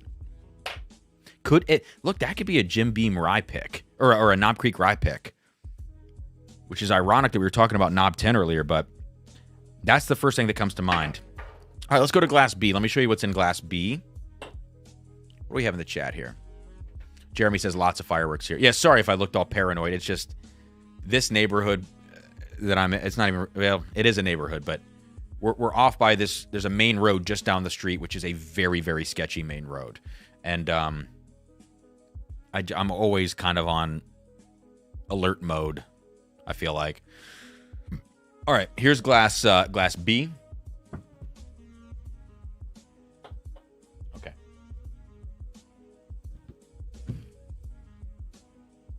Glass B is showing more age on the nose. Let me know if you guys can't see this, by the way, if it starts to unfocus or whatever.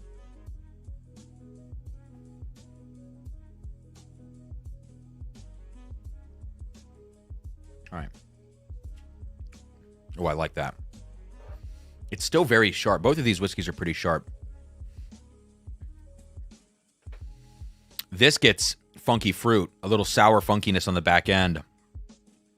With like it goes from strawberry, candied strawberry, into like funky fruit. Wow. I actually really like that. I think I like it more than Glass A. Glass A now showing a little cocoa powder note, which is seriously pushing me in that Knob Creek Jim Beam direction.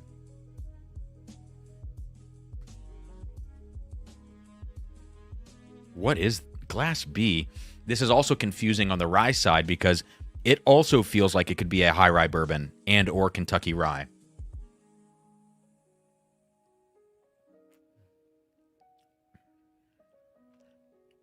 There's citrus. There's a bright citrus note to this. A little astringent on the front. I think it's a higher proof than Glass A, though.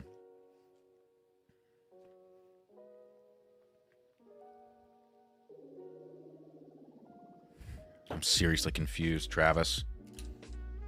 These kind of whiskeys, whatever these first two are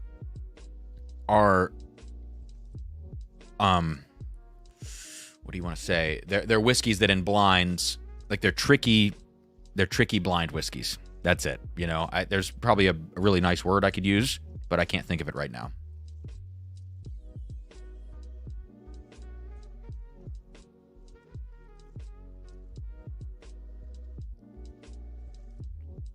Now Glass A is starting to feel way lower proof after drinking B, and it starts to remind me of an Elijah Craig small batch. So I'm just going to write that little note down for myself.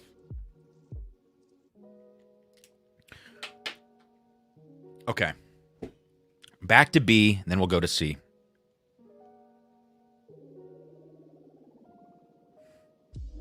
Yeah, B is a weird fruit in this. I said candied strawberry that turned sour on the finish. Now I'm even starting to get overripe pineapple notes on the nose, which reminds me of Balcones lineage.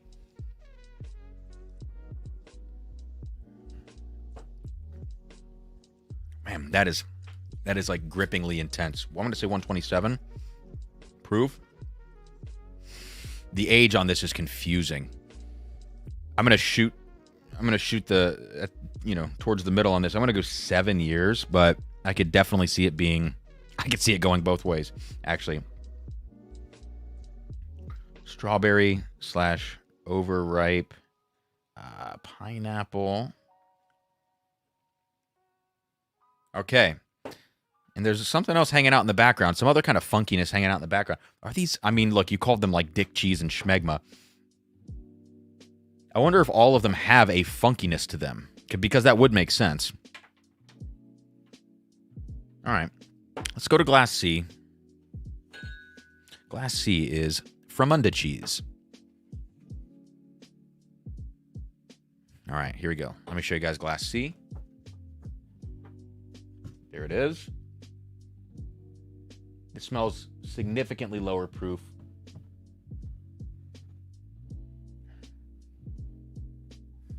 These are so Travis, why are these so confusing, man? There's nothing obvious about any of them. At least so far.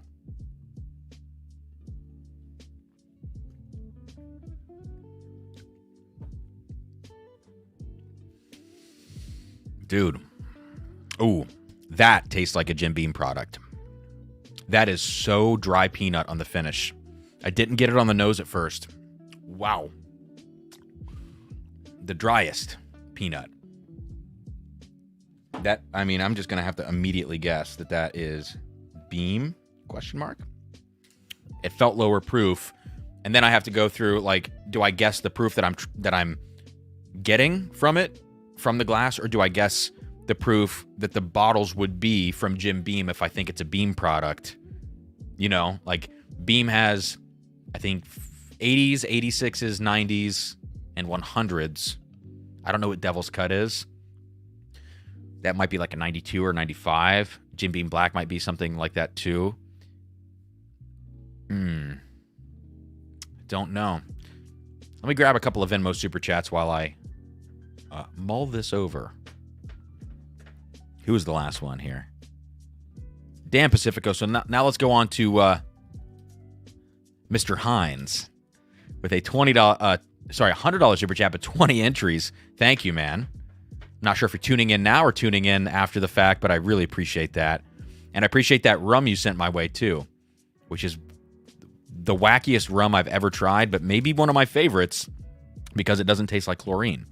Mike Conklin in for 3. Thanks for another great stream. Thank you, Mike. Thanks for being here. See, Mr. Joe W. 3. $15 super chat towards the Ezra 15 fund. Dude, you know me too well. I'm like, you said that about the Ezra 15s, and I'm going, oh, God. Tell him I offer $700. No, I can't do it. I got to stop spending money. Mike G in for 4 more entries. Thanks, man. So I think I'm caught up.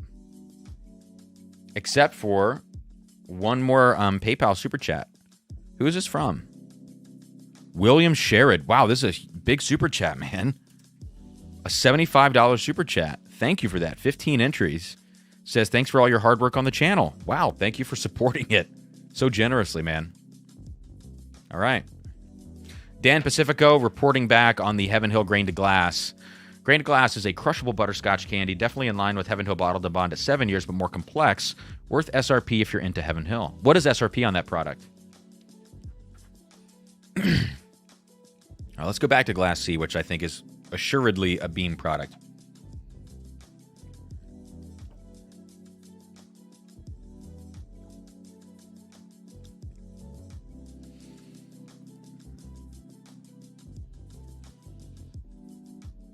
I mean, I can't see this being 100 proof. This feels to me like a 90 proofer. So I don't know what it is. Let me smell the other two, just for proof. Glass B is so bright. A and C feel like there's a comparison to be made.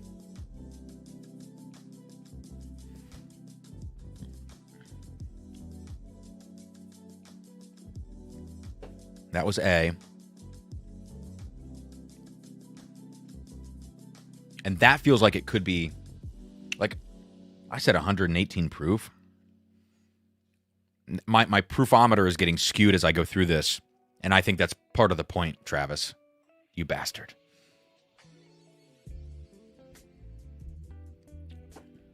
Yeah, that is not 100 proof, I don't think.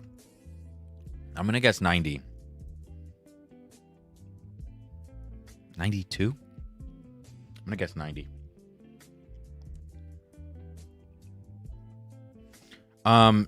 Age, like, I'm going to guess 7 years on that. And so that means maybe I changed my Glass A guess.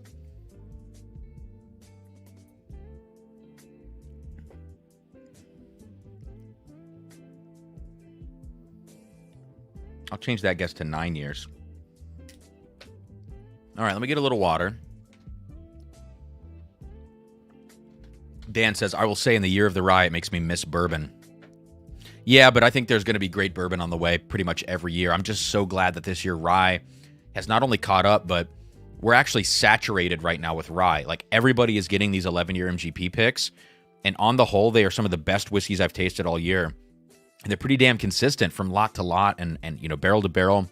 Yeah, there are some misses, but those misses are most often not getting picked from those distilleries that are sourcing those barrels. Like, yeah, you know, some of them do, but at River Roots, like when the Junkies and I were there, we grabbed what I think were probably, you know, the 3 best barrels that River Roots had out of the 12 that they had just gotten in.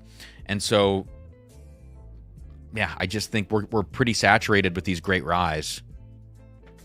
Okay, let's go to Glass D, the fabled Glass D, which is called Taint Funk.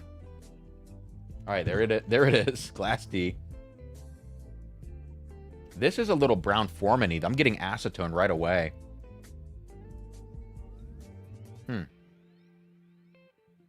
Yeah.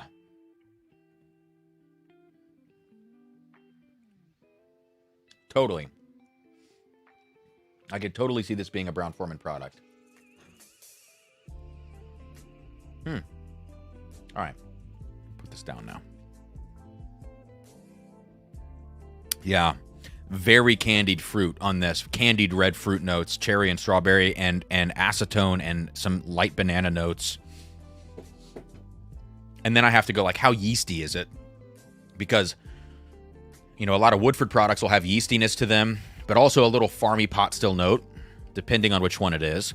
Jack Daniel's is typically going to have that, like that charcoal note somewhere along the lines. And then Old Forester, if you get like an 86, super yeasty.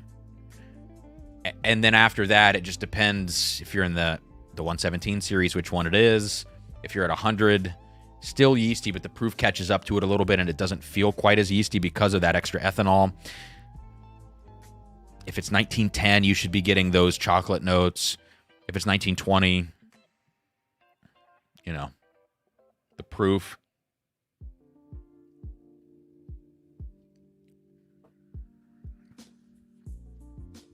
I think my proofometer is just off tonight. Parker, how does the Bulldog 12-year rye compare? I've never even actually heard of Bulldog 12-year rye. Let me look it up. Or are you talking about Bullet? No, search only for...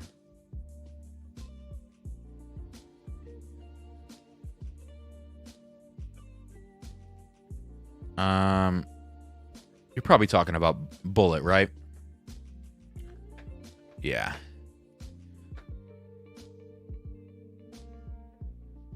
Oh, you're good, man. So yeah, the Bullet 12-year rye, to me, I actually just shot a YouTube short on that last night with the A. Overholt Monongahela Mash rye, basically talking about 2 great value ryes for the year. The Bullet 12-year rye is like a easygoing, an easygoing, sweeter version of a lemon, ginger, honey rye with kind of a wet oak note on the back end that, like, on the finish, you get the age. Mid-palate into the finish, you recognize the age of the Bullet 12-year, but it's subtle, so I call it like a wet oak, a damp oak. It's not musty, it's not funky, it's not Rickhouse, but it's damp. And when I say that, I mean almost a little bit more earthy, almost a little bit more of like forest floor oak, which I think is a quality that you get on proofed down older MGP products, can get that note. Like the Remus Gatsby Batch 2 has a note on that smells like when you walk outside in the fall and there are fall leaves on the ground. That Gatsby Batch 2 smells like that, which is kind of in the same ballpark.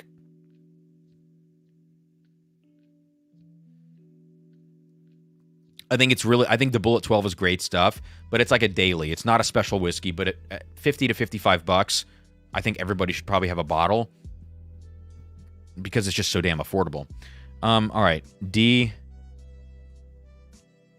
It's like, is this a Jack product or is this an Old Forester product?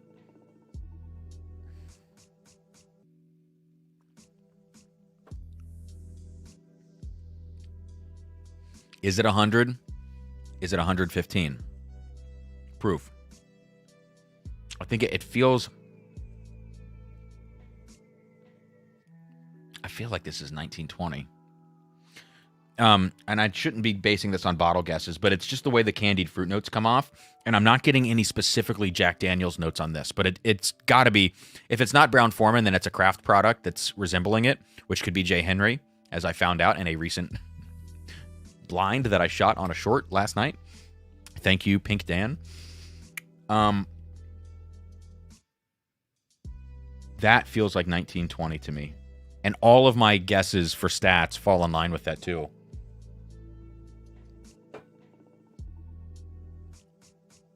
Although I guess it could be a barrel strength pick. I'm going to say 1920 just for now. We'll come back to it. We'll do a once over at the end. Let's go to Glass E, the final glass in this ridiculous flight. This is a dark whiskey, Glass E, which is cool. I almost knocked over my Eagle Rare Store pick. Okay, here we go. This is Glass E.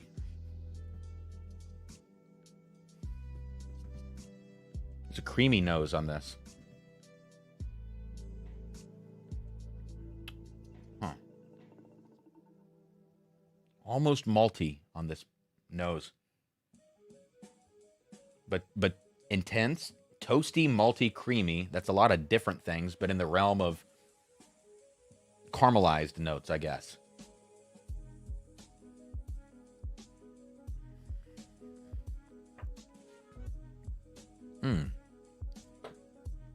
Oh, that drinks.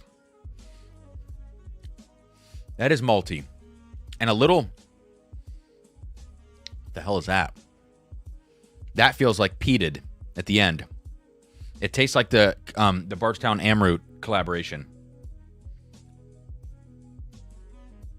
Totally the exact same sensation in the finish with that pepperiness.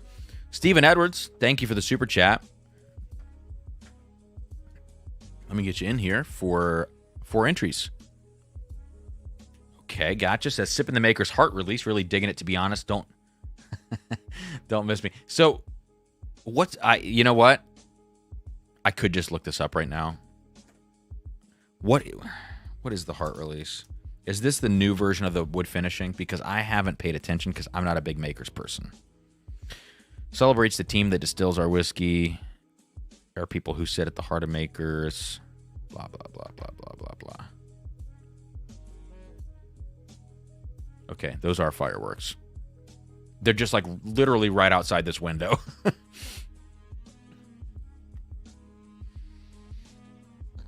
Dude. I honestly wouldn't be surprised if this is that Amrut. It's got the same sensation. There's something malty about this. I called it out on the nose too. Creamy, malty, toasty. Makers 2024 wood finishing. The heart.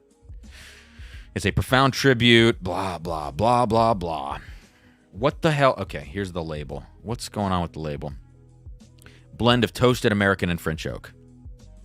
112.6 proof. All right. Yeah, I mean, I'm not a big fan of makers, but I liked some of the wood finishing stuff. Oh, it's BEP2.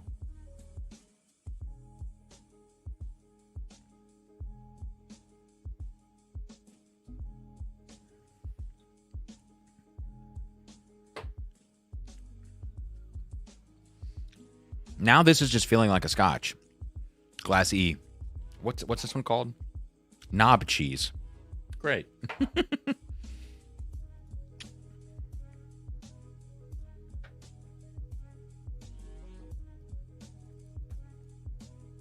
Oh, joking. Okay. Okay. I don't know what's going on. Look, I don't follow makers. I'm just not with the program on makers. All right. Let's go back to Venmo because I think I've got a couple more to catch up on.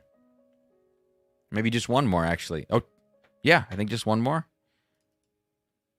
It's from Maury. Thanks, Maury. And Maury's in for 8 entries, $40 super chat. Thanks, man. It says sign me up for 8. Appreciate it. All right, we are caught up. So let me dial in my final guesses here. We'll do a quick once over, and then we have a quick Russell's discussion to get into. Yeah, it's been a long stream, but it's a Saturday night. We're all chilling. It's all good. So we'll probably go till about 11:30 this evening, and I'll do the giveaway. I'm going to shoot for the giveaway in the next 10 to 15 minutes. Let me just get through this flight first. I don't want to stall the flight. They just rebranded their wood finishing series. All right. Travis says, this is a great stream. Thanks, man. I'm having fun. I feel a little bit... Sometimes when I do blind flights and I'm so stuck like this, I'm like, uh-oh, we're going to get into the weeds now. All right. So, Glass A, I said bubblegum. Oh, my God. I need to write legibly. Bubblegum. Bright. Something spice. Young oak. I said 118. I corrected 7 to 9 years. High rye bourbon or rye ? No finish. Beam. And then I said at some point it started to feel like Elijah Craig small batch. So let's see.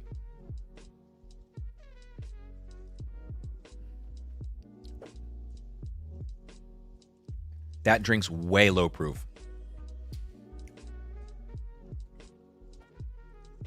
I know I just came off like a really peppery, almost peated feeling whiskey in Glass E.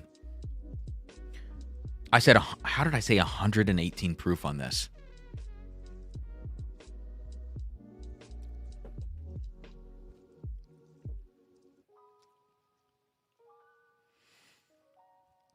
That's 100 proof at best. So to me, that's like, that really feels like Elijah Craig Small Batch. It feels like Elijah Craig Small Batch, maybe McKenna, you know, or like a Knob Creek 9. And I should know the differences between those. I'm in that realm. I think I was way overshooting proof. Okay. We'll get there. Dan, are you ranking this flight? Sure, I can rank it at the end.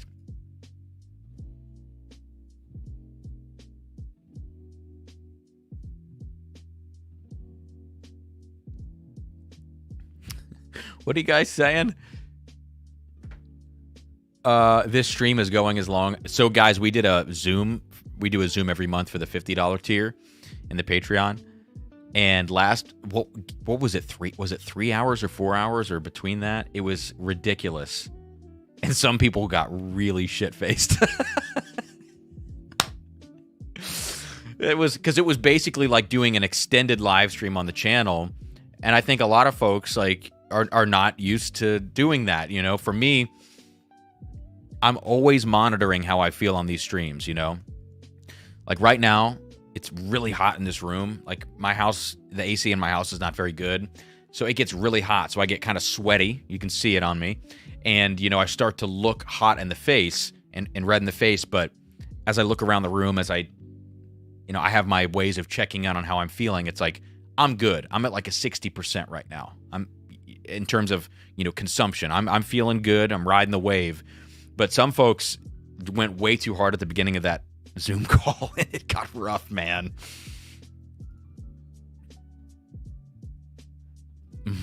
Marathon streams hurt. Yes, they do. I got you in for 4, man. It was pushing 4 hours, man. It was a little overkill.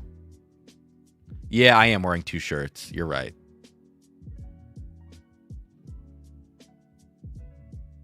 Guy, no comment.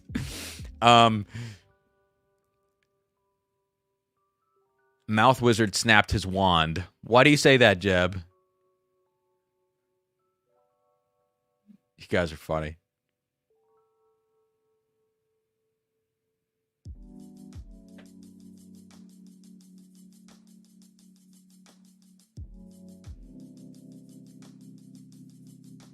You guys are so funny. Okay. All right. Let me get back to it. Glass B. I said bright strawberry, overripe pineapple. This was the one that was really interesting. Felt pretty hot.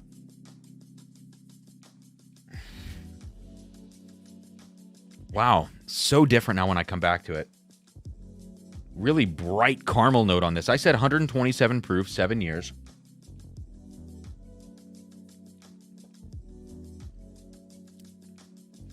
I think my proofometer is off tonight. I think I was overestimating a lot of things. That doesn't feel 127. That feels more like a 115 to 118. I'm going to say 117.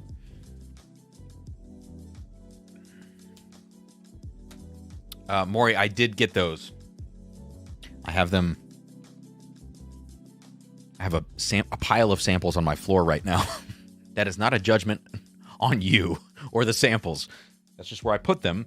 I have all of Jeremy's samples next to your samples. They arrive safe and sound.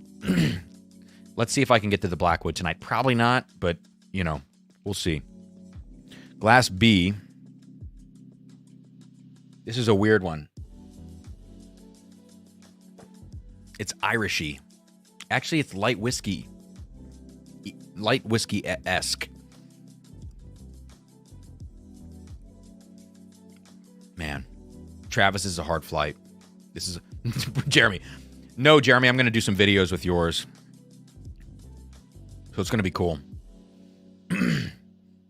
Now that I'm filming all this blind content. Okay. Let's see. Got a Patreon notification. Okay. Nice.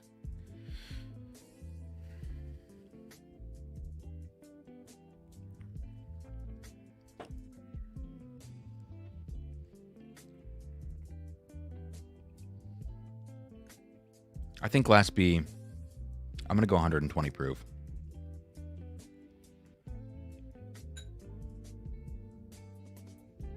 There's a weird note in this that reminds me of Little Book Chapter 7 because of the strawberry note.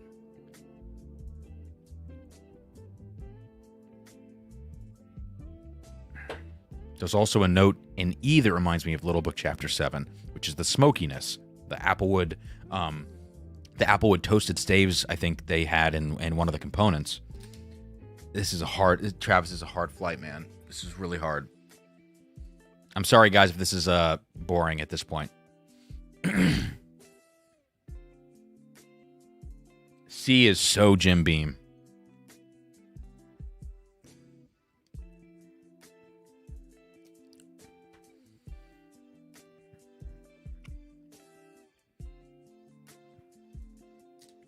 But what is it?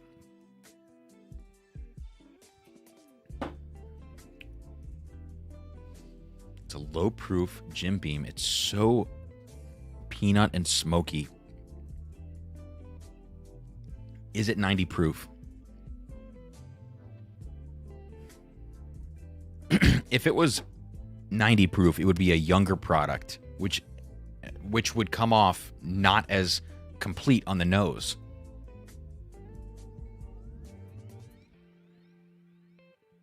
I don't know. Jim Beam Black. I'm going to guess that. D, I said 1920. Now it smells like Jack Daniels.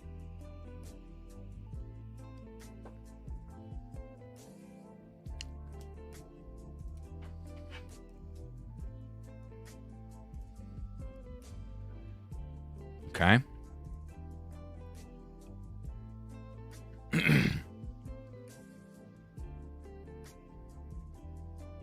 No, Jeremy, I won't look on your so Jeremy sent some themed blinds. Sorry for all the silence, guys. Jeremy sent some themed blinds. One is like a drum kit blind with snare, high tom, medium tom, low tom, kick drum. The other has like different cymbal types, and the other one has like timpani and some other things too. No, I'm gonna keep those together, man. One or two will probably be on live streams. The other will be, like a video.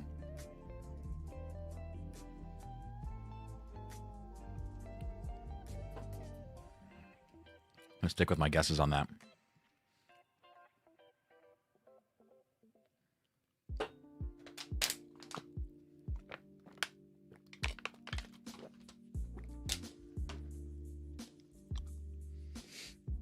All right.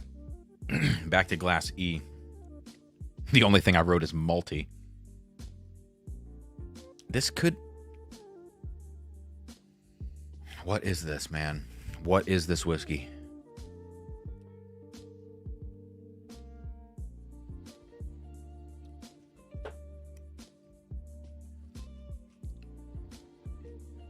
I have no idea. Glass E is so tough. Let me remind you what Glass E is. This is so tough. It just smells like scotch.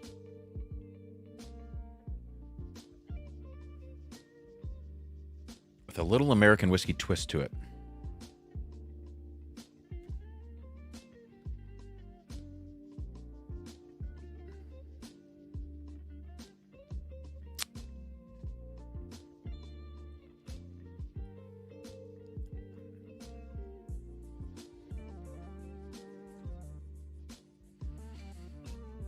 I don't know. I'm not going to have a bottle guess. So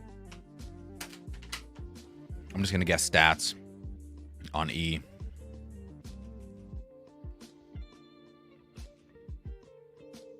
It's like caramelized orange.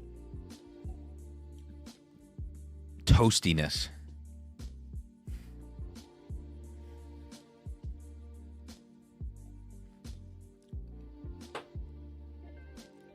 So peppery. All right. 104 proof. I'm going to call this an American single malt. That's all I got. All right, let's do the reveal. The ranking on these. Dan asked about that.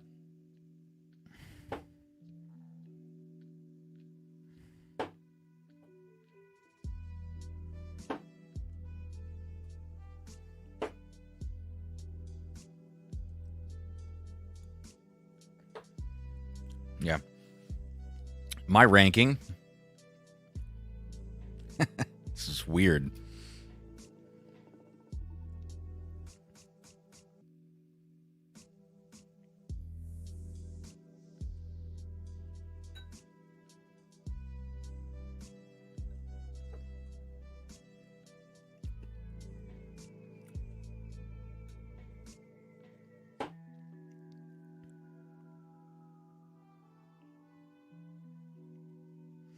EABDC. So let's start with the last place.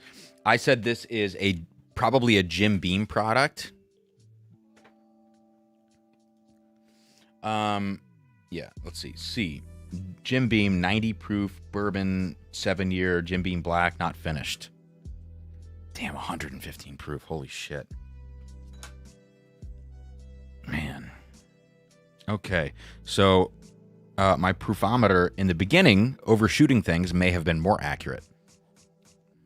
I said that this was probably Glass A. So that means A is hotter than this. I knew this was a freaking Jim Beam product. 7 years, I said it is 7 years. I said 90, it's 115. Travis, this is your pick?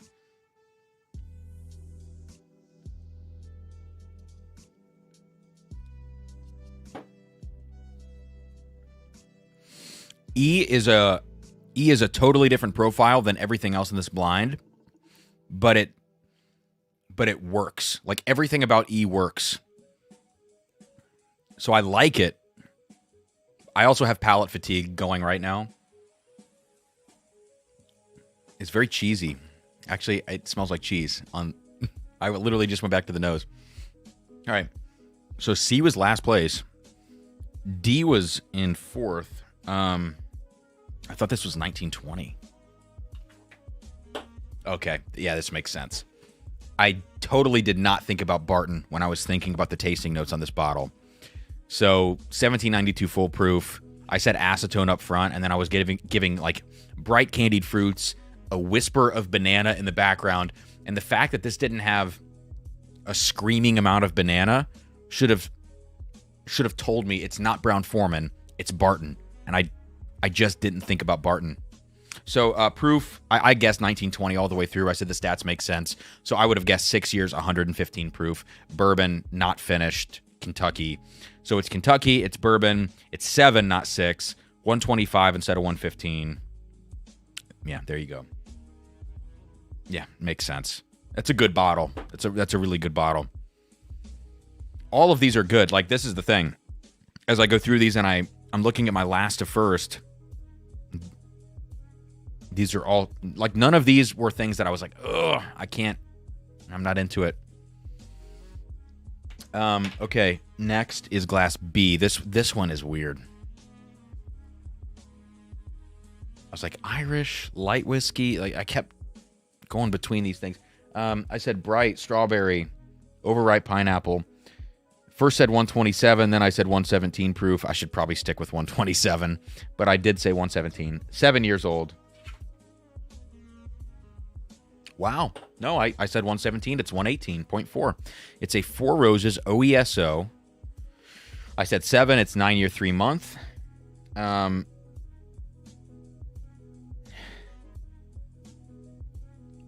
can't actually, it's hard to believe that's Four Roses.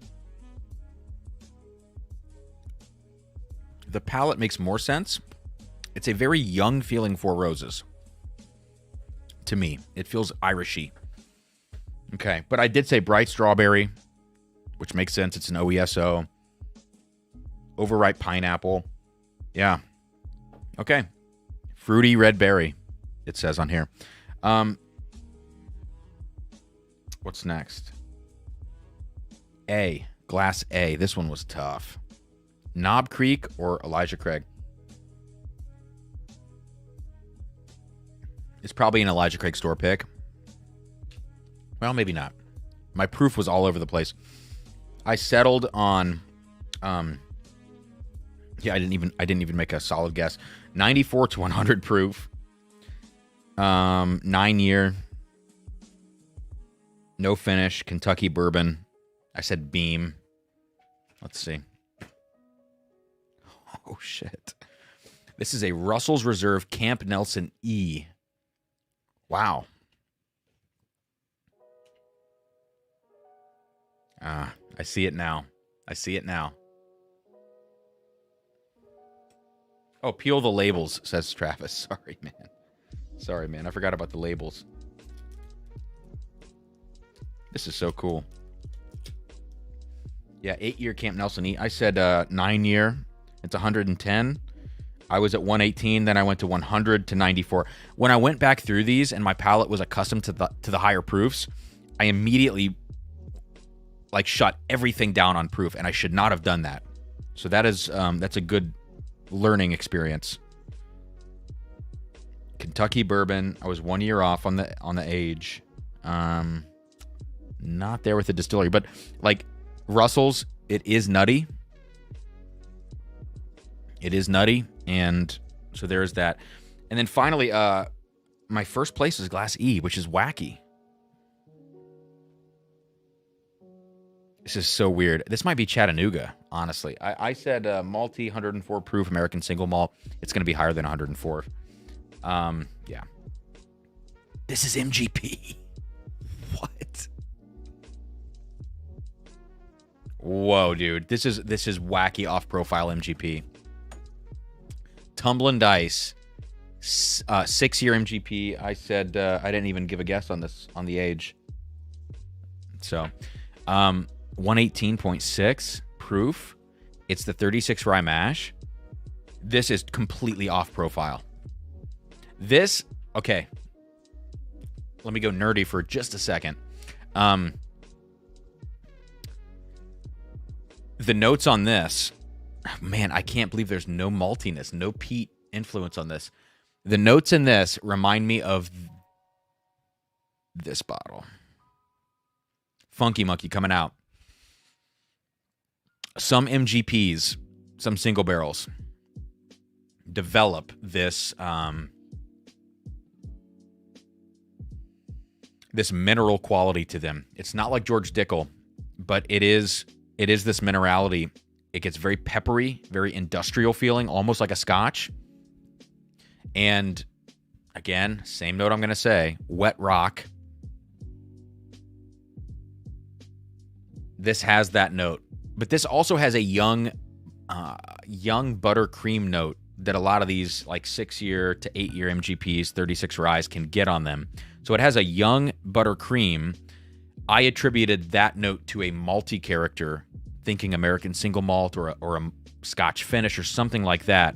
Whereas instead it's just that yeasty buttercream MGP note because it's young.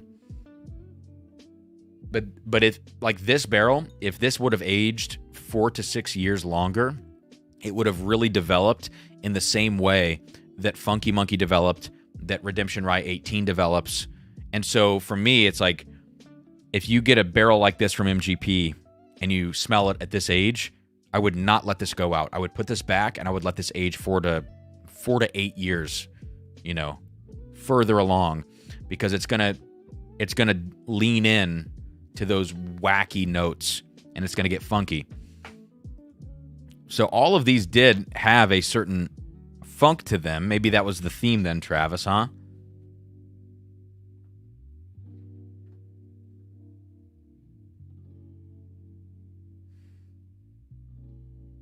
Yeah, it is. So it is coming off malty. That's what's so weird to me.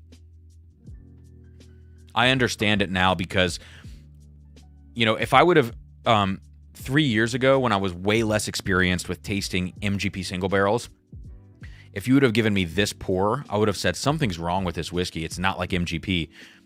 At this point, I have tasted MGP single barrels between 6 years old all the way up to 16 years old. There's a Rebecca Creek 16-year MGP single barrel that Ashton, who's not in the chat right now, but Ashton is one of the Patreon members, helped us with our River Roots picks as well.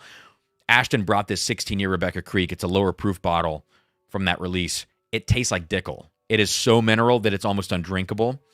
So it ranges from that all the way to this at 6 years old, which is the same thing, but it's not as developed because it's not as aged.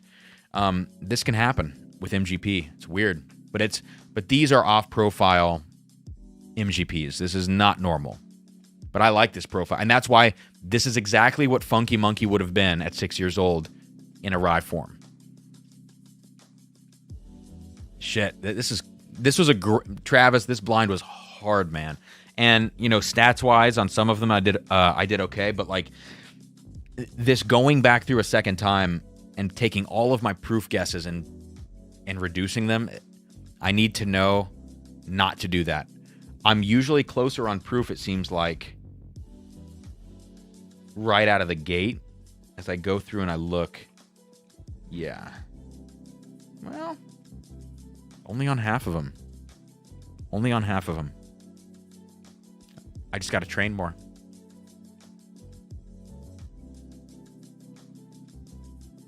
Okay, so it's been a long stream, but we got to do this Russell's 15 versus Generations discussion. Let me move some things off the table here. So it's Russell's 15, Generations, and Camp Nelson F. Okay.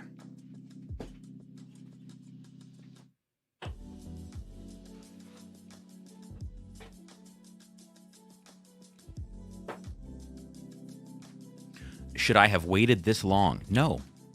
No, I should not. Let's do the giveaway at 11:20 Eastern time, so that's less than 5 minutes from now. So I'm not asking you to super chat anything else, but if anybody was thinking about it, now would be the time.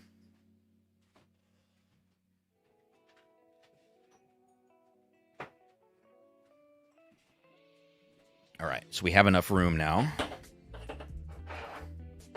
on the table. Okay, David Jennings. All right.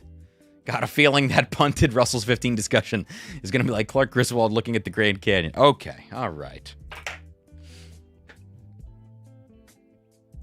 Jeremy says 15-plus year Dickel is worth the price if it's 100 proof. Yeah, the higher proofs are better for sure. Look, the Blue Note stuff was great.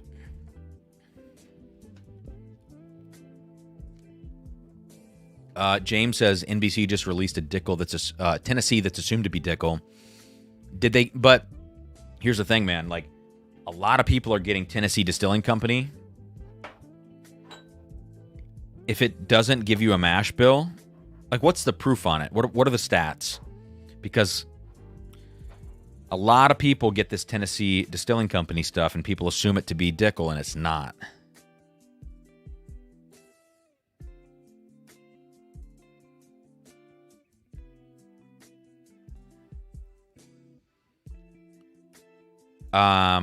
It's the 5-year. Cam, I can attest, 112 proof. So, Travis, that is Tennessee Distilling Company, right? Tennessee Distilling is... Look.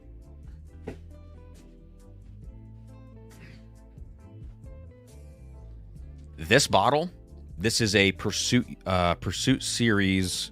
Yeah, they call it Pursuit Series Single Barrel Select. Episode 63. This is 116 proof. It's 7 years. This is Tennessee Distilling Company.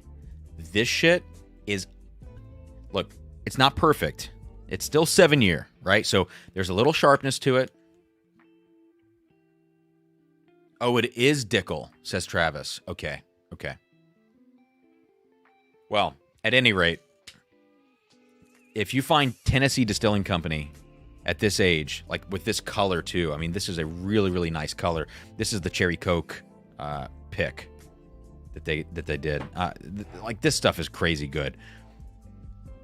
NBC Barrel did not go through the Lincoln County process, says Travis. Okay. All right.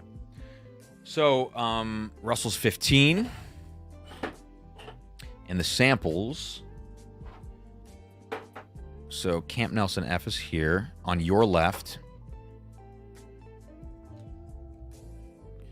And in the middle is going to be Wild Turkey Generations.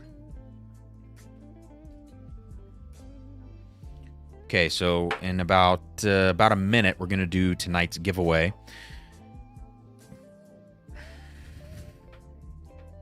Let me go back through. Check out the PayPal and Patreon.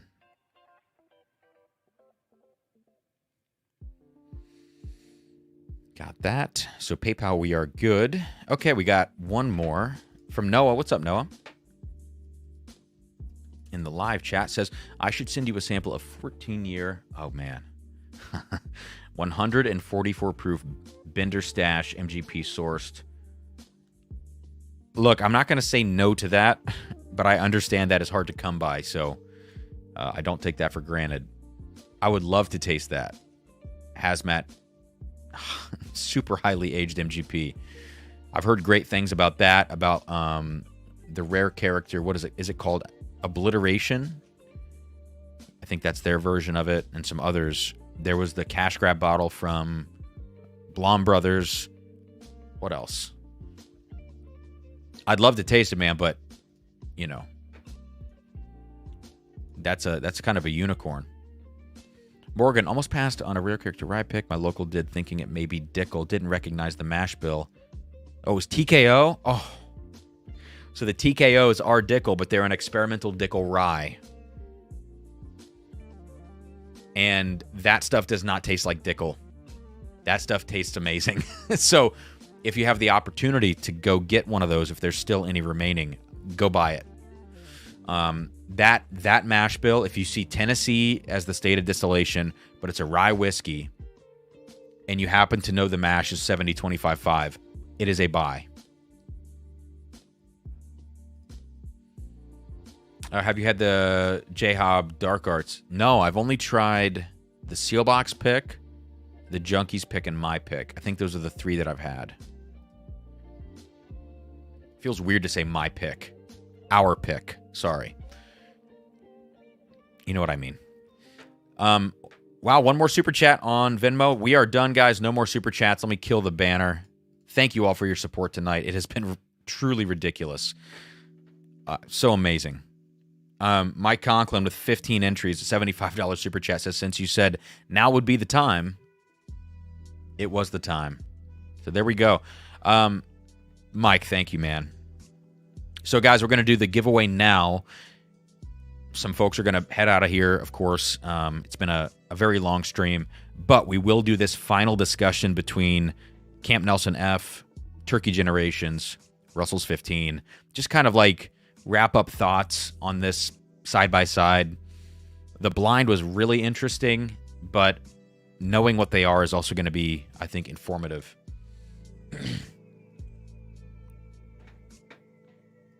Oh, yeah, that's right. I did have the Dark Arts Blunt Blend, which was so floral. Very cool. But I do not partake, and so for me, like, that was a very novel blend, and I could see why it would fit that purpose. Having done that before, right? But I don't currently. I could see why that would work. But for me, it's like, that's a profile I'm just not going to reach for it. Oh, the bonus pour. Travis will do that. We'll do that at the very end of the stream then. Fourgate had a 14-year hazmat as well. I'll definitely send you a sample of the Bender Stash. Thanks, man. All right. I will definitely taste that sample. I can't wait. All right. I think we are ready to go. So I'm going to share my screen with you guys. Yep, we can do this in two viewings, if you want to call it that. Kill these windows.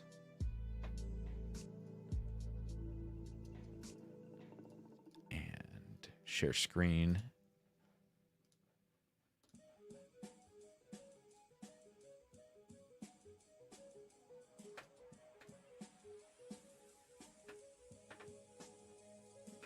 There you go. So, if you guys haven't seen this before, this is new to you, and I will tell you how it works. If you've seen this before, I apologize for reiterating, but on the left is your name. On the right is your number of entries in the blue column here, which is your dollar amount divided by 5, because every $5 entry is 1 super chat. So Whiskey Rambler with a $10 super chat divided by $5, that's 2 entries here. Mike G, similarly. Jason Zell had a crazy $100 super chat divided by $5 per is 20 entries here, etc., etc. And then your name auto-populates into this column with your correct number of entries generated over here. So from Whiskey Rambler down to Kyle, please check your entries. If you see any discrepancies, let me know. And Mark Gillikin, for instance, entered more than once, so his name will appear more than once. It's not all going to be combined together into one entry. So from Whiskey Rambler down to Kyle, and then we will do, after that, I think Travis to the very bottom of the list. Just check your name and your number of entries, please. I'm going to pour out the bonus pour from Travis. I'm just going to get it ready. If it's a crazy pour and I start to smell it from over here, then I'm going to put it off to the side. But please let me know if there are any discrepancies on this. And if you do happen to see one, and if it's legit, we can fix it right now. But if you catch it on the replay, then we will add you into the next giveaway that we do on the channel. Oh, that looks red. So I'm waiting to see if this fills up the room with a bad smell. If you catch it on the replay, then we'll add you into the next giveaway with maybe an extra entry or 2. Okay, so it seems like no issues right here. So let's go from Kyle now. Let's see, Travis. Yeah, Kyle down to Mike Conklin. The final entries here. Please check your names and your entries.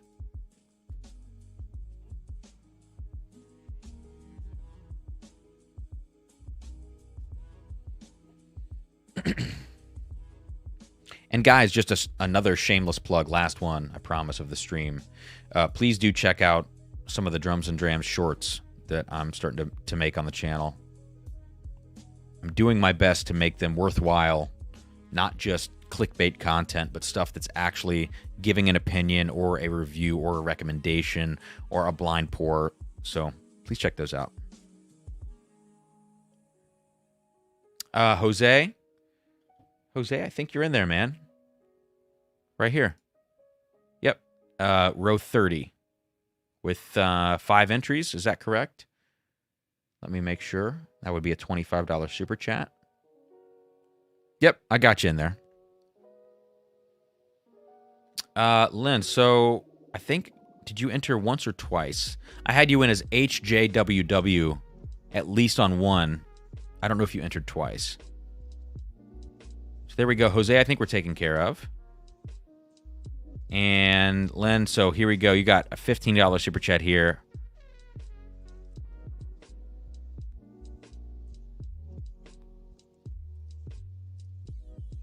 Why even do the drawing when Nick Jones will win top 5 slots? Probably.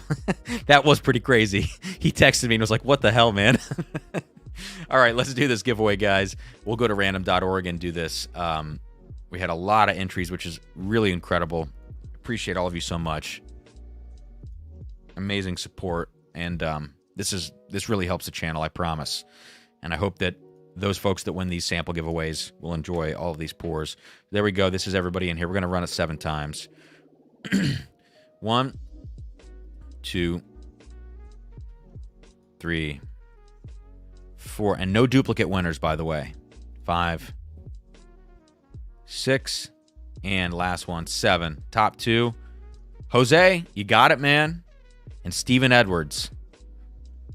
So, if you guys wouldn't mind, I don't think I have sent anything to either of you before. I don't think. So, email me. It's in the chat right now. Congratulations, drumsanddrams@gmail.com. Email me with your name and your address, please, so that I know where to send this stuff, and I'll get this out probably Monday. I think Monday is going to be it. Actually, maybe even tomorrow. So you might get it, you might get it Tuesday. Congratulations, guys, and thanks everybody else for your support. I always feel bad because obviously not everybody can win, but I think this is a great way, to support the channel, have the chance at some cool pours, and I appreciate you. Travis, thank you for this flight, man. And, well, I can't say that yet because until I taste your bonus pour, I don't know if I'm going to thank you for this flight. It looks very dark and very crazy, and I'm worried.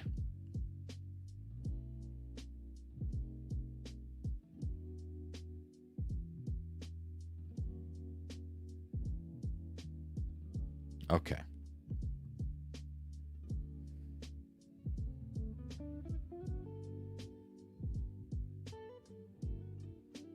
All right. So let's do this quick little side-by-side between Generations, Camp Nelson F, and Russell's 15. Let's start with Camp Nelson F. You know what? Let me just do a super quick down the line. And I smelled an empty glass. I didn't even look. I just picked it up. No Russell's 15 in that glass. Okay.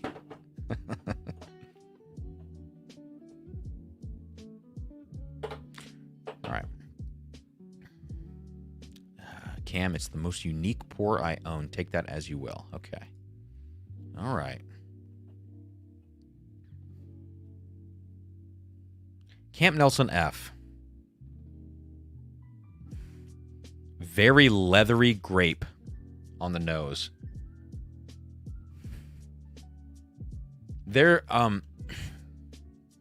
So in the blind flight that I did on Tuesday, I actually said that Camp Nelson F was really spicy. And then at the end, I was not guessing pours as I went through the flight. But at the end, I was like, well, you know what? We're going to reveal these in my ranking order. I'll try to make a guess as we go through it. But the entire time I went through that flight, I was not thinking about what it would be, except Russell's 15 kind of stood out. I have to admit that. Just the profile stands out.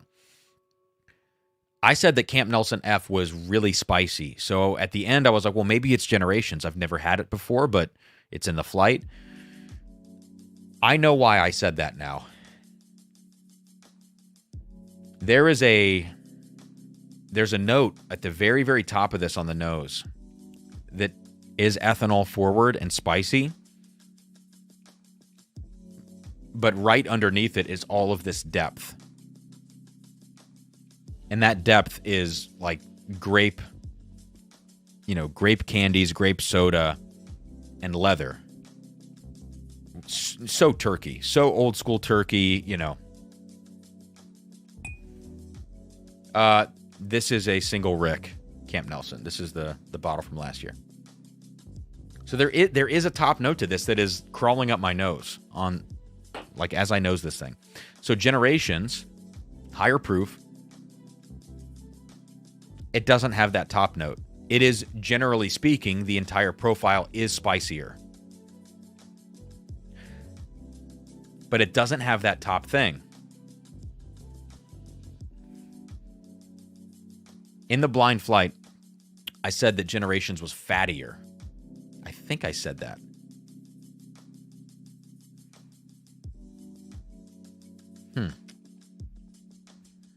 There's a lot of oak, a lot of younger oak notes in the Generations. And then Russell's 15, it smells completely different than all of these. Yeah, I mean, this has that old Bernheim, almost old Stitzel-Weller from the 60s, olive oil savoriness to it. And that savory dark cherry, dark fruit syrup note. And then all the antique leathers and oaks and wood varnish. And I complained on the nose about the Russell's 15 feeling a little bit closed off and a little bit tight. It does. Look, I think maybe all of these turkey products have that aspect to them where they just have this one top note that is a little sharp and punches you in the nose, but then you always have to get underneath it, because I think the Camp Nelson has it, the 15 has it, the Generations actually has less of it at the higher proof, which is weird. It's more integrated. So that's interesting for me. Maybe it's just a facet of Wild Turkey. Camp Nelson, creamy, very creamy. All right, I'm going to taste Camp Nelson now. Camp Nelson F.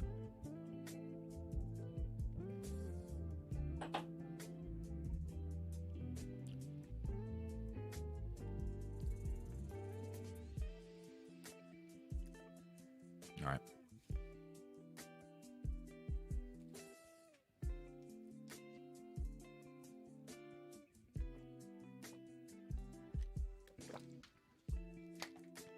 All right, let's get a little water on the palate.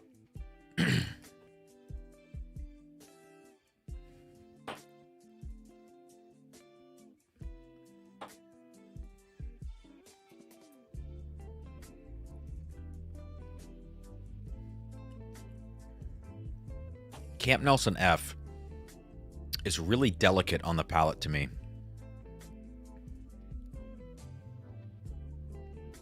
And, you know, I think it's a really nice bottle. There's not a wow factor on this with a note that stands out. It's a wow factor in the sense that it's reserved and easygoing and shows, you know, really nice age. What else is in there? There's a note that I can't place.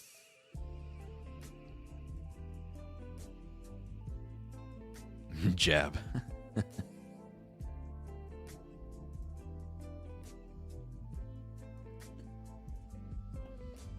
So, okay. Camp Nelson F has those dark grape notes, grape candy, grape soda. It has a vanilla cream aspect and a lot of like funky leather. It's soft on the palate, but kind of sharp on the nose with that bright thing I talked about. But it's also very perfumed. And so what I mean by that in this case is it stands out as very flowery and, you know, floral, flowery on the nose and on the palate. That's something I'm trying to kind of figure out with that one. Generations, spicier all the way around, more cinnamon, more citrus, like more of like a charred orange note.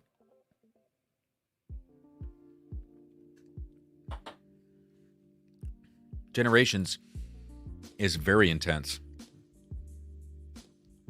And weirdly in the blind, I think I said Generations was softer on the palate. Right now, that is totally not the case.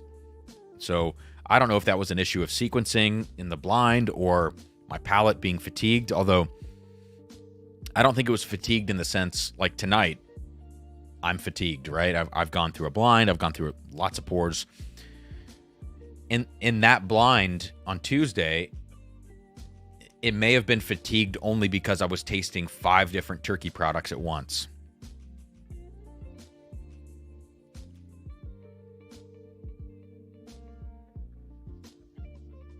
But Generations does taste markedly younger than Camp Nelson F. Yeah.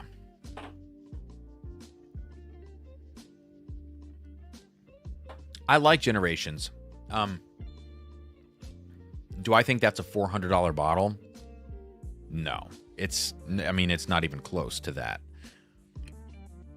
So I think turkey or Campari, pricing on that bottle is crazy. I can see Camp Nelson F. What is SRP? Is it $250 or $300?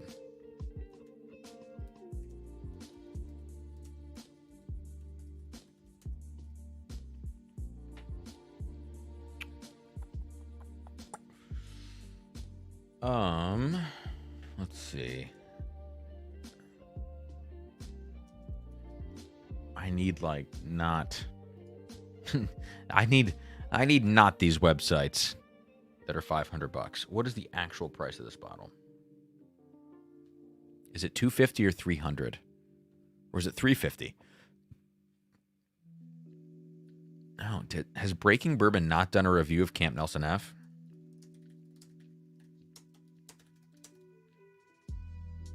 No. Let's see. On Camp Nelson C, maybe they announced the SRP on the press release.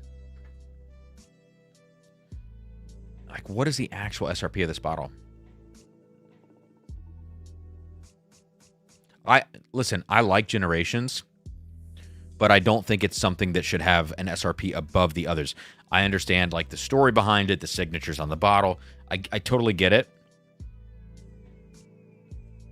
Aged for over 10 years. This is Camp Nelson C.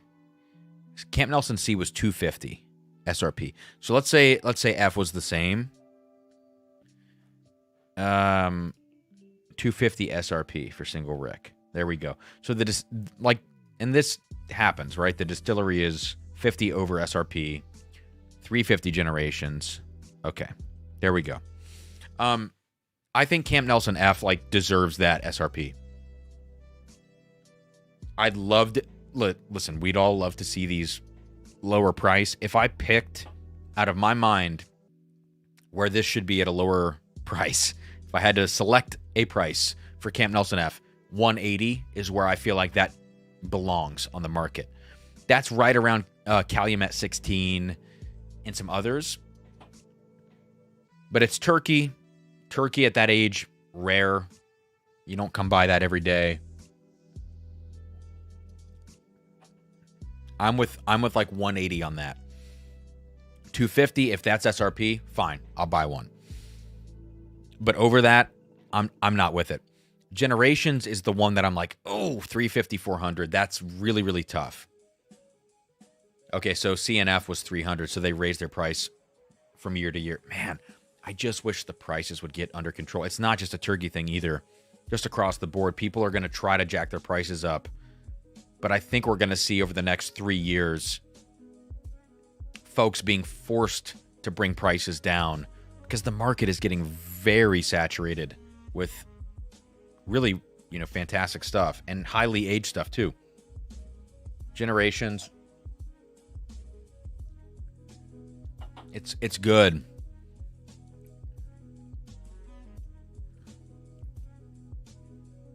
I could put that on the same plane as CNF, maybe. 200, 250. So Generations is one that I would actually skip, even at the SRP. Although if you're a turkey fanatic, if you're, a turkey collector, fine. Get one at SRP. I get it. Russell's 15. This is unlike, I'm going to say this again. I put out that short today. This is unlike anything on the market. The only comparison to this product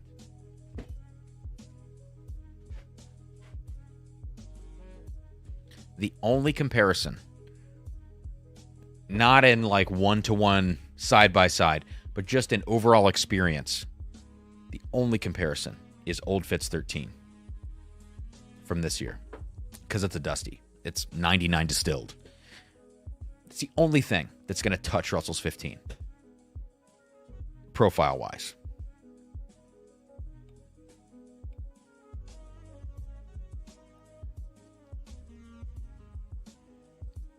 Russell's 15 is ridiculous, but I'm going to stand by. It's short on the finish. Maybe not even the finish. It's just the end of the palate. There's a weird thing it skips over. Back of your tongue. But the notes are so insane. And here, next to these, it noses very well, actually. I still think it's a little bit... You know what it is? It's menthol. There's a menthol note on the top, similar to the ethanol notes of the others, that like even Camp Nelson F that sits on the top, and you have to get below it. You have to get below a menthol note on the Russell's 15. But you're not going to find a flavor profile like this nowadays. So, out of these three, unblind, my winner is Russell's 15. My second place would be Camp Nelson F. And then Generations unblind. I think in the blind flight, I think Generations beat Camp Nelson F. But here, it would flip as I do this tasting. Yeah, I don't know. There we go. Joe says, the old Fitz is drained. I do have one more of these in my basement that I paid way too much money for, but not nearly what secondary is now, which is $9.50.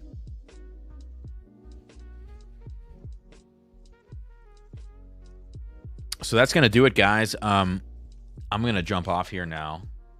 But first, I'm going to taste the final pour of the night, which is red as shit. It is so red. This is from Travis. It is the bonus pour from tonight's flight. Okay. Oh, dude, what is this?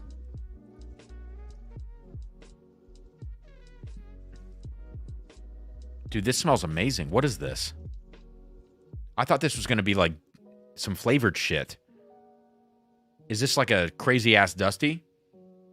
Oh my god, this smells amazing. Travis, is this... Guys, tell me if this is the bonus. Tell me if it's got an X on it. Is that what this said? It did say X. Okay. Okay, so this is what I'm sipping or smelling right now. It's an X, so it could be upside down. Let me know if it's upside down. I'll flip it back the other way. Wow, what is this, dude?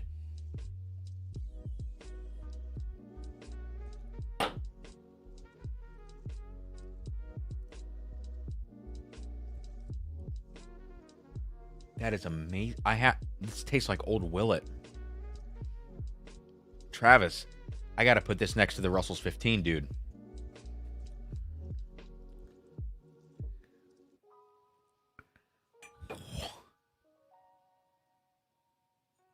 It smacks the shit out of Russell's 15. What is this?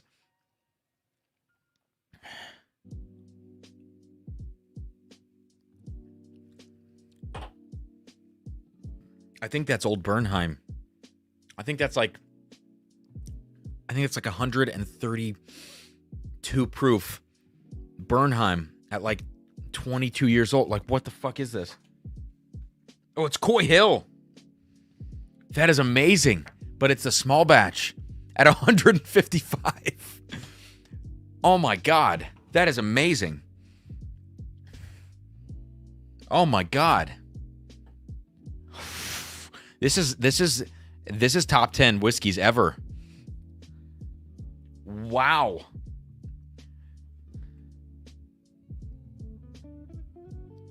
Oh my god.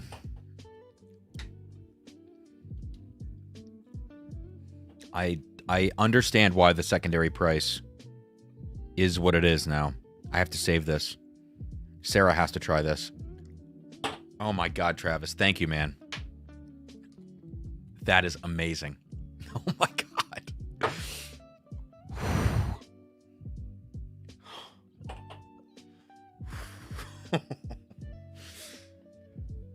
It is rare to have that kind of experience. Okay, one more sip. We're going to wrap the stream up with just one more little sip. I have more than half an ounce. We're good. Travis, thank you for sharing that, man. At least it's not called dick cheese, you know? Oh my god. Oh my god. It tastes like Old Bernheim and King of Kentucky mixed together. All right, guys. Look, it was worth the wait, Travis. Wow. 2 hours and 45 minutes almost into this stream. Thank you for being here, guys. Thank you for the support, the super chats, people jumping in the Patreon. I appreciate you all so much. Travis, thanks for making this night happen. I have 2 more flights to do from Travis. So more to come. Maybe more Coy Hill 155 proof. Who knows? This was a very fun night. Very, very fun. Do you know if Evernorth will be easy to buy at some point? Don't know much about them, but like your review. You should probably jump into the Bourbon Junkies Patreon page.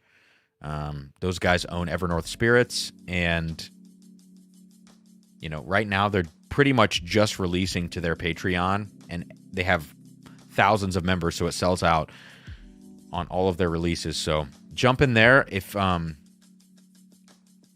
you want to check out their Rise. Shameless plug. We have 2 of them dropping at the end of July 26th. I have about a 350 bottle yield between 2 different barrels of their Rise. So there you go. Cheers, guys. This was amazing. So fun. Thanks, Travis. Thank you for everybody super chatting this evening. Cheers, and I'll see you guys soon. Tomorrow, Scotch Sunday, review dropping, shorts dropping. Next week, Thursday live stream. Cheers, and I'll see you soon here on Drums and Drams. Thanks, guys.